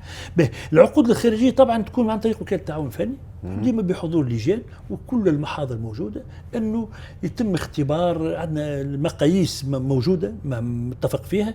المقاييس شنو هي؟ اول حاجه الملف كيفاش هو نتاعو السيد هذا، وين قرا، كيفاش قرا، التجربه نتاعو كذا، وبعد اليات لونتروتيان في حد ذاته، الأسئلة كيفاش جاء، حضوره الذهني، حضور بديهته، ذكاؤه في الردود، ثم الجانب العلمي اللي هو يحكم فيه سيد متفقد باش يجي يسأل السيد هذاك في مجال اختصاصه، وتسند لهم أعداد ويصير ترتيب نخضعوا ذلك الترتيب، ناخذوا الأول بالأول.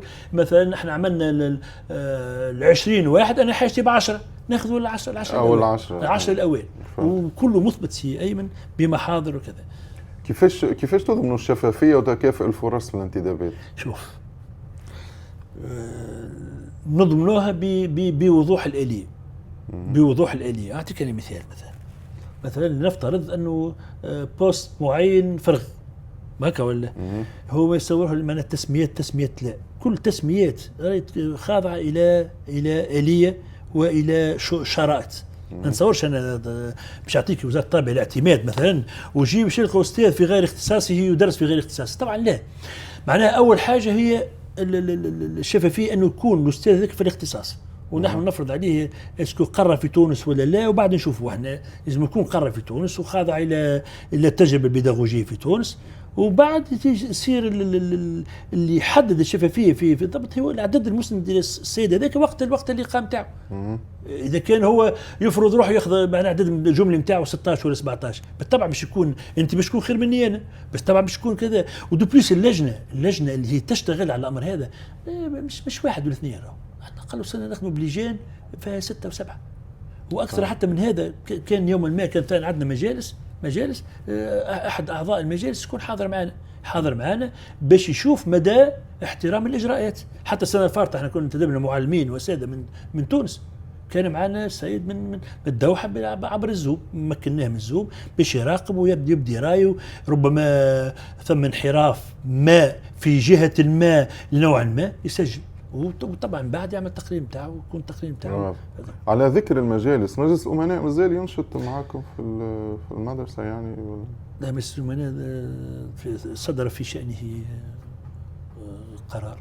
شنو القرار يعني؟ قرار من السيد من تجميد يعني؟ لا تجميد نشاط. شوف ما ندخلش في التفاصيل، يعني التجميد لا مش تفاصيل، جست معلومه برا. انا المعلومه اللي عندي انه المجلس معناها كتجربه في المدرسه التونسيه لم ما نجحتش. معناها تنجم المدرسه بلغه اخرى، تستطيع المدرسه او مدرسه قادره ان تسير امرها بدون ما حاجه الى المجلس. بدون رقابه؟ لا، ثم رقابه عليه. من شكون؟ طبعا الرقابه ثم احنا مدرسه الجاليه، والرقابه الاساسيه هي تعود الى السفاره التونسيه، الى وزاره التربيه التونسيه، مدرسه صحيح مدرسه تحت رقابه وزاره التربيه التونسيه. معناها من تخوفوش برشا من الجانب هذا. والرقابه طبعا احنا اليات الرقابه اي واحد يجي يسال، اي واحد يجي نعطوه ردود، وثم جهات معينه باش نشوف حتى على الاقل توافقات في الردود، كله واضح. نتعداو المحور السابع سي سالم. برشا اولياء يتشكاو انه قبل ما نجي حتى عن موضوع التعليقات على فيسبوك، برشا اولياء يعتبروا انه التواصل عنصر اساسي في نجاح المدرسه. وانتم كيفاش تراو وكيفاش تقيم العلاقه الحاليه بين الاداره والاولياء؟ شوف هي الاليه اولا اليه منطقيه، قبل ما تتخلق لها اليات ووسائل واجراءات. خلينا نحكوا في الاصل. الولي اولا هو الولي قد يكون ولي مشترك في عدة فروع، وقد يكون ولي في فرع واحد. طبعا الولي اللي هو في فرع واحد يكون الفرع اللي ولده يقرأ فيه هو الفرع مرجع النظر. لنفترض أنه عنده مشكلة، أي مشكلة من جهة ما، مع مدرس، مع قيم، حتى مع المديرة. خليه إذا كان المدير طبعا هو بيجي ديريكت للإدارة العامة. أما إذا كان هو عنده مشكلة في ذاك الفرع، يمشي يرفع الطلب نتاعو، تظلم، شكوى أو طلب إلى السيد مدير الفرع.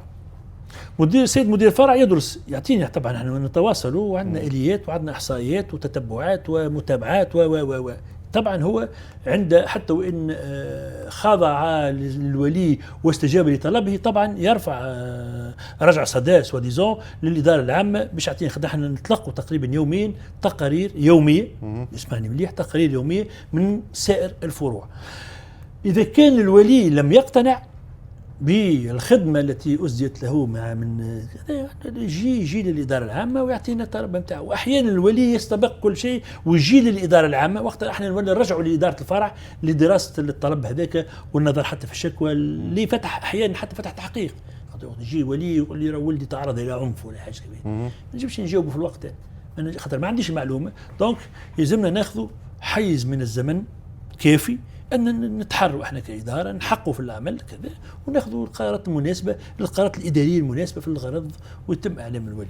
بقي أنه تم التفكير منذ تقريبا مدة طويلة من العام نخدموا عليه، وعندنا ايتي ناشطة برشا، وحضرت لنا حاجة في الصدد هذا، هو أنك كيفاش نتحاولوا خلي نعملوا التواصل، نتجاوز شوية هالوسائط هذه الورقية وبرويجة.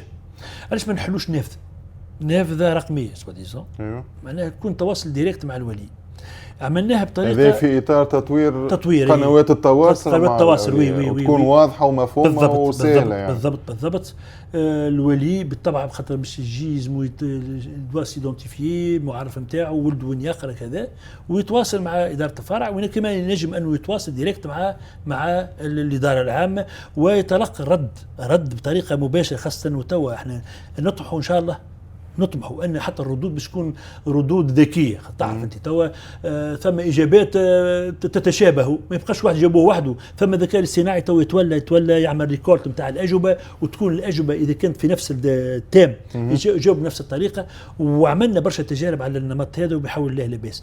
انا لحد علمي ان السيده نتاع الايتي علمتني انه البروجي بريسك فيني حاضر، يكفي تو نفعلوه، ما نعرفش يتفعل هذه السنه ولا مع السنه الدراسيه، وربما مع السنه الدراسيه القادمه. المهم أما من حيث البرودوي جاهز، جاهز موجود، وحاجه ان شاء الله تلقى رضا الاولياء، رغم انه توا بار حتى من غير الاليه ذي الواتساب يخدم، يتواصلون مع مدير فروع، يتواصلون معي انا شخصيا، وثم ردود وثم تفاعلات على ذكر ردود وتفاعلات على صفحه المدرسه التونسيه. علاش التعليقات تتسكر؟ وشنية ذنب الاولياء مثلا اللي عنده سؤال ولا حاجه يحب يطرحها ولا عنده ملاحظه يحب يطرحها بطبيعه في واضح. كان في الاحترام، نلقى انا لي كومنتير مسكرين. واضح. شوف، خلينا نفهم ساعة. أولا الجانب التواصلي، أنا نعطيك باش نعطيك معلومة. إعلان، هل يقتضي الإعلان نحلك باش تعطي فيه أنت رأي؟ لا. الجانب التواصلي في الحوايج اللي هي ديناميك هو إيجابي أن نتحل، لكن أحيانا في مخاطر كبيرة ولقيناها. كلام خايب، وعندي بالتجربة كلام خايب أحيانا قد نخشى من قد يورطنا في مواقف خايبة. وتعرف ثم جرائم حتى إلكترونية، وثم أنا أرى من الأفضل على الأقل فيما نقدمه إلى حد الآن، فيما نقدمه حد الآن ما ريتش أن ضرورة أنك تحل باش يأتي. ربما بلوز او موان في النقطة الأخرانية صار الترسيم صار شوية بوليميك، حتى جماعة اللي هما هو شوف ثم حتى صار حتى حظر يوم ما صار حتى حظر على مجموعة معينة اللي تجاوزوا حدودهم مع الإدارة كذا. لكن أنا أفضل بحرفية وبدراية ولأسباب موضوعي أن نخلي بالطريقة هذه، لكن مع اقتناص الجانب النقطة هذيك أن بالطريقة الجديدة نحولوا مباشرة إلى الجهة المعنية تكون العملية تكون أفضل. خاطر بالله ما فهمتش أنا مثلا ثماش حاجة تقتضي أنه يكون تفاعل من الولي إلا أنه يبدي امتعاضه ولا يبدي خاطر ولن ترضى عنك اليهود ولا النصارى مهما تجتهد. أنا متأكد أن ثم ناس يخرج لك 1000 عيب و1000 حاجة وزيت، وديجا عشناها المدة هذه مع التسجيل يجيك وكان اختصاصي اي تي، أنا اختصاصي اي تي وبعد ان الخطا منه هو انه يابلود في وثائق ماهيش هي اللي لازم يابلوديها وداخل في الاداره وبها وديجا تتبع النقطه الاخرانيه صارت ريتها ولا تبعتها ولا اللي دخلت هي طالتي في حد ذاتها باش تفسر. بعد بين الموضوع موضوع بيدون خلاص انا صرت منه بول دنيج صرت منه كذا، وهذه باش تصير ديما معناها باش تولي التوتر يكون اكثر وباش نزيدوا نتعاركوا اكثر. لو كان نزيدوا نعملوا قنوات اخرى ما انزل الله بها من سلطان. يا اخي خلي الاليه كذا، احنا معناها مجالنا مفتوح، ارقامنا عند الناس الكل. يجي يا اخي يطلب لي تنفسروا جاوبوا على الارقام، جاوبوا على الارقام الكل. انا على الواتساب صحيح مرات نبدا في اجتماع ولا حاجه ينوكس تليفون على الاقل عندي 8 ابيرو نفسونس ما يبقى بعد نرجع. اللي يعرف الاليه نتاعي يعرف الاليه انه الرقم هذاك هو نفسه رقم الواتساب يكتب لي انا نجاوب على الواتساب، نجاوب بما يستوجب. ولا اذا كان اني باش نجاوبه ويستدعي مني اجابته ان نطلب منه بعض المعطيات يعطيني المعطيات ونجاوب. هذا نشوف الطريقه تكون اكثر ديناميكيه سياسيه. واضح ولو انه ما قنعتنيش برشا. ما شوف مش حكايه اقناع بالله، كان تسمح على الاقل شويه. شوف نوعيه الخدمات التي تقدمها المؤسسه التونسيه ما تقتضيش بوليميك اخذ ورد. انا حد قناعتي حد شيء هذا. هاو يكفي انت موجود تو في لي جروب تاع الكلاس روم، هاو ثم تجاوب بين الولي والمدرس في طريقه التدريس في هذه وفي هذيك شبيه ولدي هكا. هاو نتواصلوا، هاو يتواصل الولي مع السيد المدير يوميا، هاو يتواصل الولي معايا. علاش كي نعملوا بوبليكاسيون تكتب فيها مرات تعليقات؟ اعطيك مثال، هو اللي يعمل تعليق مثلا يتحمل مسؤوليته اذا كان تعليق مش في المستوى. باش تعمل قضايا تكفي. تو في الفتره هذه معاك 3 سنين وشويه وقفت 4 مرات قدام القضاء. اسباب تافهه بسبب تعليقات، اللي مش تعليقات، اسباب شكاوي برا كذا. وهنا تعرف اقل حاجه يتحل عليها موضوع. باهي نسكروا الموضوع هذا ونتعداو للمحور الثامن اللي هو البيئة المدرسية والتأثير النفسي والتربوي. شنو هي الإجراءات اللي تاخذ فيها المدرسة مثلا لضمان تعامل تربوي ونفسي مناسب للتلامذة في المرحلة الإعدادية، خاصة أنه هي مرحلة حساسة مرتبطة بالمراهقة وتحتاج إلى وعي يعني وتعاون كبير من الإدارة والأساتذة. شوف احنا ما نخرجوش على السائد والمتداول والذي يجب أن يكون. احنا بعملنا مع وزارة التربية القطرية مدرستنا تخضع إلى رقابة كما حكينا منذ حين، إلى رقابة من الجهات المختصة في قطر، ويفرضوا علينا طبعا أن نكون قد انتدبنا لمدرسة أخصائي نفسي أو أخصائي اجتماعي، وإحنا عندنا الاثنين، بطريقة أنه تضمن على الأقل أن نكونوا نتابعوا وضعيات بعض التلامذة اللي هما نسموهم احنا وضعيات خاصة. وضعيات خاصة بالتسمية باش ما نعقدوش برشا على الولي. وضعيات خاصة قد تكون التلميذ إذا كان عنده مرض كرونيك يسمى وضعية خاصة مع الفرملي تبعه، وأيضا الأخصائي يكون على دراية بالملف هذاك. ثم وضعيات أخرى اللي هي توا التوحد وصعوبة التعلم وثم حالات أخرى اجتماعية قاهرة جدا، احنا نتبعوا في الوضعيات هذه. صحيح تقول لي أنت إنه الإعدادي والثانوي وحده موضوع مستقل معك، احنا خممنا في هذا، وخممنا بوركوا با إنه فرع الإعدادي والثانوي يكون عنده أخصائي مستقل. خاطر كيفاش عاملين احنا توا عندنا زوز على مختلف الفروع نوزعوا بعدد أيام. مثلا اللقطة مثلا عندها تقريبا الأخصائي تكفل بها نهارين في الأسبوع، يجي يبدأ موجود في المكتب اليوم لحد نهار الأربعاء لحد الأربعاء، يجي وتعرض عليه الملفات ويدرس كذا ويقدم تقارير و احنا خممنا، لكن لحد الآن ما لقيناش في الدوحة. تعرف حتى شروط راهو مش أي واحد يجي، حتى وإن كان عنده شهادة راهو لازم يكون عنده شهادة ممارسة المهنة، أبار أنه اختصاصه العلمي لازم كذا. أنا تو بصدد البحث عن أخصائي نفسي ولا أخصائي اجتماعي باش نضيفوه للمدرسة، باش على الأقل نفردوا الإعدادي والثانوي بمتابعة نوعا ما يومية. على ذلك الاختصاص النفسي يعني كيفاش تتابعوا أنتم الجوانب السلوكية والنفسية للتلامذة خاصة في المراحل الحساسة؟ شوف أسوة بالتصور التونسي، مش ما نعقدوهاش برشا على الولي. التصور التونسي أن الرقابة ما هيش فقط رقابة ذات طابع علمي بحت، مش معناها يكون من مختص، وآليات موجودة في تونس، عندنا خلية الإصغاء وخلية ما أعرف شنو وكذا والخلية كثير.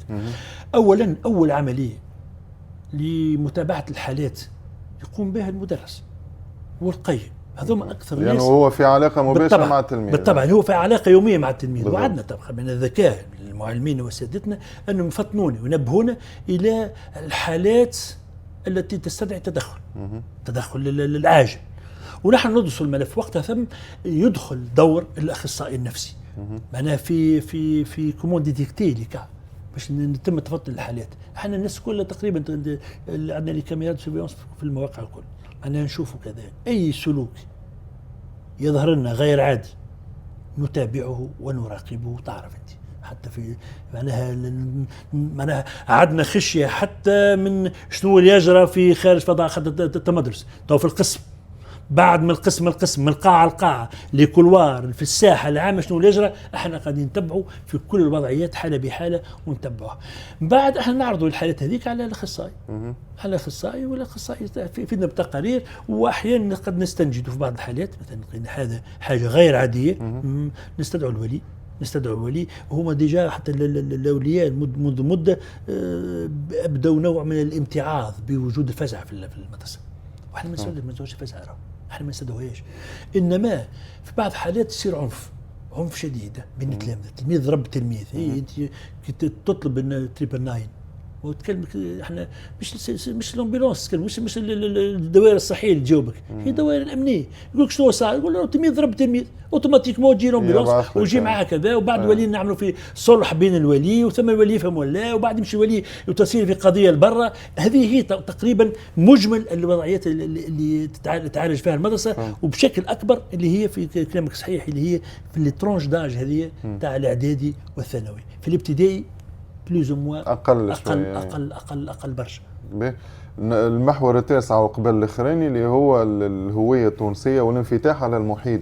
إذا كان نحب نعرف يعني ونفهم من عندك سالم شنو هي أبرز ولا البرامج اللي عملتها المدرسة التونسية لتعزيز الهوية التونسية لدى الأطفال الموجودين في قطر، وهل ممكن المحافظة ولا تجمع بين الهوية التونسية والانفتاح على بيئة قطر الدولية؟ وتعرف أنه فما برشا جنسيات في قطر ومدارس مختلفة وكل شيء، دونك شنو أنتم كمدرسة عملتوه باش يعني في الإطار هذا؟ شوف، أولا المدرسة أول ما كانت من المآخذ عليها، على الأقل في الفترة اللي كنت فيها مدير عام، ثم مآخذ من خلال ما سمعته شفوين من بعض الوفود اللي تأتينا في زيارات رقابة وغيرها، أنه ثم نقص في الهوية في المؤسسة التربوية. شنو نقص؟ معناها ماناش موظفين الفضاءات بطريقة أنها ترسخ التلميذ في بيئته الثقافية والاجتماعية وغير ذلك. صحيح احنا برامجنا ماشي مقصر، برامجنا المناهج التعليمية نقصد من الابتدائي والاعدادي والثانوي وحتى التحضيري ماشي مقصرة في أن ترسخ التلميذ في هويته في خلال تدريس التاريخ والمواد الاجتماعية لكن أنا أرى أن هذا كله غير كافي. حاولنا ببعض حاولنا أنه نخرج اللقطة هذه بمخرج جديد. كنت عم تمشي تعمل طلة وبعد نعمل لك طلة في الساحة تشوف أن حاولنا وأنا انسبيري هيك الصور تاع البيزاج تونيزيان تاع المظهر التونسي اللي هو الصور وبعض الشخصيات التاريخية هذا بدأ. من ناحية أخرى عندنا اللي هي سواديزون الآلية الثقافية، الأنشطة الثقافية من النوادي، من تفاعلات ثقافية كذا، نحاول بقدر الإمكان أنه نحث التلميذ أنه ينخرط فيها، مثلا الموسيقى ندرس التلميذ على الموسيقى التونسية، على الهوية التونسية، على إذا كان ثم معارض ثم متاحف ثم حاجة. بالطريقة هذه نحافظوا أن التلميذ أنه هو يبقى متجذر في أصوله التونسية، خاطر هذا أهم عنصر نراه كفيل أن نتبعوه في التلميذ. خاطر التلميذ تو جيت تسوي تمشي تلميذ صغير شنو والله يستنى وقتاش نروح، نحب نروح لتونس، في الصيف يمشي يدور قاربه ويشوف المدن ويشوف كذا. دونك تصور هو مشروع معناه لازم نخدموا عليه اكثر في اطار مع مدرسين، مع المتطوعين منهم وحتى غير المتطوعين، احنا مستعدين ندفعوا من اجل هذا، ومع الجهات اللي خارج المدرسه وتحب تجي تقدم لنا شراكه، سواء دور نشر سواء مؤسسات اخرى كذا، احنا نمشوا معاها. خاطر العمليه هذه انا نتصور اكبر طريقه تخدم بها لكن كثير من الحذر هي السينما، هو المسرح والسينما هي الآلية الوحيدة اللي تحاول تجذر التلميذ في هويته. لكن السينما لازم المقاربة بتاعه تكون مقاربة معناها، والموسيقى زاد، الموسيقى بالطبع الموسيقى، لكن لازم تو الموسيقى محسوم أمرها. عندنا بالطبع عندنا أستاذ ما شاء الله عليه ومتطوع ويخدم عنده كورال، طبعا عندنا كورال بالمدرسة وينشط ونشاركوا به في كل المحافل سواء كانت تونسية في زيارات رسمية ولا حتى غير التونسية. لكن نراها أن نحاول نفعلوا آليات أخرى كما نادي سينما، نتفرجوا في الأفلام التونسية، نادي ما عرف شنو مسرح، حاجة أخرى ثقافية تكون أفضل. وإن شاء الله يوفقنا ربي. المحور العاشر والأخير الرسائل والالتزامات القادمة. شنو هي الرسالة؟ أول حاجة، أول سؤال، الرسالة اللي توجهها الأولياء اللي عندهم ملاحظات ولا مخاوف من أداء المدرسة التونسية. شوف في ما نطولوش باختصار. شوف أنا في كل التدخلات اللي كانت عندي فيها لقاءات مباشرة مع الأولياء ديما كلمتي أنا أمد يدي إلى الولي وخلي الولي يتعامل معنا بطريقة أنه يعطيني شوي ثقة. خاطر شوف أنت مفروض عليك بصير عليك تعطي ثقة باعتبار أنك أنت مخلي عندنا ولدك، خلي تكون عندنا الثقة هذه. أمد يدي من حيث أن بيروي مفتوح دائما لأي جهة، لأي ولي عنده خاصة أصحاب المبادرات اللي عندهم أفكار. يجي برشا أولياء جدي بيان برشا، وفي هذه المناسبة وجه لهم تحية شكر وتقدير أنهم يجيبوا بعض المشاريع يقول لي نحب نعاون المدرسة من حيث أني نقدم مقترحات تصورات. يا أخوي مكتب محلول، احنا نسمعوا علاش نخلوها بآليات ووسائط وآليات. من أنا أقدر أن أحسن طريقة في التعامل مع الولي هو الاتصال المباشر. احنا كما تعرف احنا نهار السبت نخدم، نهار السبت نخدمه. معناها نهار السبت هو تقريبا اليوم الذي يتفرغ فيه الولي ولا ينجم يخصص ساعة من ساعات ويجي مكتب المدير العام محلول، يمشي لأي فرع من الفروع، المديرين موجودين في مكاتبهم، وبالطريقة هذه نأسس إلى تطلعات جديدة. ولما لا نرسم طموح معا في مستقبل المدرسة التونسية. هكا ولا؟ واضح. لو نطلب منك تحدد لي مثلا 3 أولويات عاجلة للمدرسة التونسية. واضحين. في 3 حاجات. أول مطمح المدرسة التونسية هو أن البناء، ايوه معناها بناء المقر الجديد للمدرسة التونسية. ايوه. المطمح الثاني هو أنه نتعافى أنا كمدير عام من أني مشكلتي مع الولي في خلص ما تخلص، نتجاوزوا هذيك فرد مرة، أنت عليك التزامات وأنا علي أقدم الخدمات. الثالث والأهم على الإطلاق هو تجويد العملية التربوية والبيداغوجية، بمعنى المدرسة هذه بإمكانية فيها قادرة أنها تعطي نتائج خير من هيك. واضح. آخر سؤال، شنو هي الالتزام الواضح اللي ممكن تقدمه الإدارة اليوم للأولياء بخصوص الشفافية، جودة التعليم وتحسين التواصل؟ أول حاجة نرجع نعاود نأكد على أنه أحسن وسيلة للتواصل هو التواصل المباشر. منتصور أن أي ولي في أي وقت من الأوقات هو مروح وهو ماشي يتواصل مع الإدارة، يجي للإدارة خلينا نسمعوه. ثم ناس عندها مواهب كبيرة، عندهم طموحات كبيرة، عندهم أفكار متميزة. والله أنا قيد بمد فوا في الكورنيش متاعي، ناخذ بعض الملاحظات من بعض الأولياء وبعد نمشي نحل النوكيت مع السيد مدير الفرع، علاش ما تعملش هكا وفق التصور بتاع الولي. نعاود ونكرر، أيدينا مبسوطة للولي في عقد شراكة جديدة وفق تصورات جديدة، وفق استراتيجية جديدة، ووفق أهداف جديدة. وبخصوص الشفافية كل شيء معروض على الولي، أنا لا أخفي شيئا، فهمت؟ أي حاجة يطلبها الولي أنا مستعد نوريه. وجودة التعليم آخر حاجة؟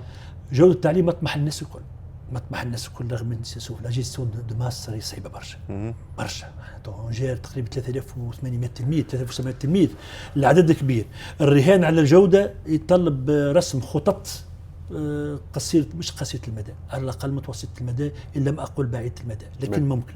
واضح. احنا توا هكا كمان الحوار متاعنا، نحب نشكرك برشا على وقتك وعلى وسع بالك وعلى صبرك معايا خاصة. نخلي لك كلمة الختام. كلمة الختام هو يعطيك الصحة سي أيمن، أعطيت فرصة على الأقل في فتح جسور التواصل بين الإدارة وبين الولي، خاطر الرسائل التي أطلقت كلها هي ماشية للولي.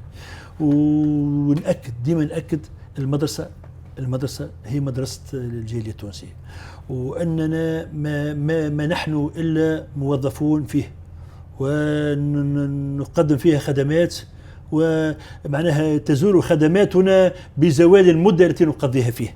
المهم عندي ليس الأشخاص، المهم هو المبادئ والقيم اللي نحاول مع بعضنا نرسوها لهذا المسرح، هذا المسرح الجبار، وهذه المدرسة ذات الأبعاد المتعددة. هذا تو مش سهلة، المدرسة تو 88 مدرسة تقريبا، نحتفل تو بحوالي ب 38 سنة، مش سهلة. 38 سنة من الإنجازات، والذين تخرجوا مدرسة تونسية تو موظفين، وجاوني برشا منهم تو موظفين في كوادر، بل كوادر في مواقع معناها هامة جدا في الدوحة وفي تونس وخارج تونس، حتى في الأوروب. يا أخوي بالطريقة هذه أنه أتصور أن المدرسة تزخر بإمكانيات جبار، بإمكانيات هامة جدا. يكفي أن نفكر معا، جدي معا في كيفية استثمار المدرسة. زادت تحاول تقرب أكثر من الأولياء، خاطر كما طلبت أنت أنه المدرسة يعني يديها مفتوحة ومحلولة للناس وللأولياء باش يعاونوا. زاد المدرسة تحاول تقرب أكثر من الأولياء باش تسهل عليها برشا حاجات. بالطبع سي أيمن، نحن الأولياء أنا مستعد نصغي الولي إذا كان هو عنده تصور آخر باش معناها هذه الهوة بين الإدارة وبين الولي تتخلص، يعطيني مقترحات وإحنا نقول افيك معناها فولونتي كما يحب هو يتصورها هو، احنا نستجيب إلى طلباته وعند حسن الظن إن شاء الله. آخر سؤال، فما زيادة العام الجاي؟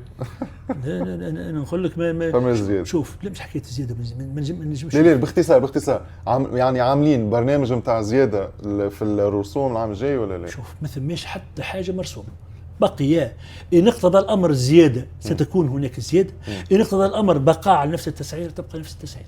هذا وعد. وقتاش تحدوا هذا؟ هذا يتحدى عادة في مارس من كل سنة، قبل فتح باب التسجيل. احنا فتنا مارس تو يعني لا نورمالمون لا لا برنامج. لا لا العام الجديد لا، العام الجاي هذا لا. لا اللي جاي هذا يكمل، هذا يكمل العام الجاي. 25 26 انتهى. 26 26 27 ما ثماش زياده.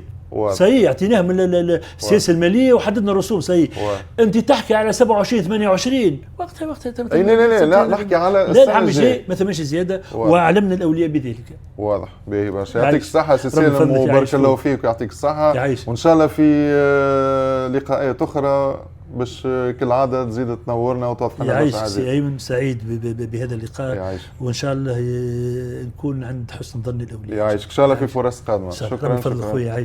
يعيش.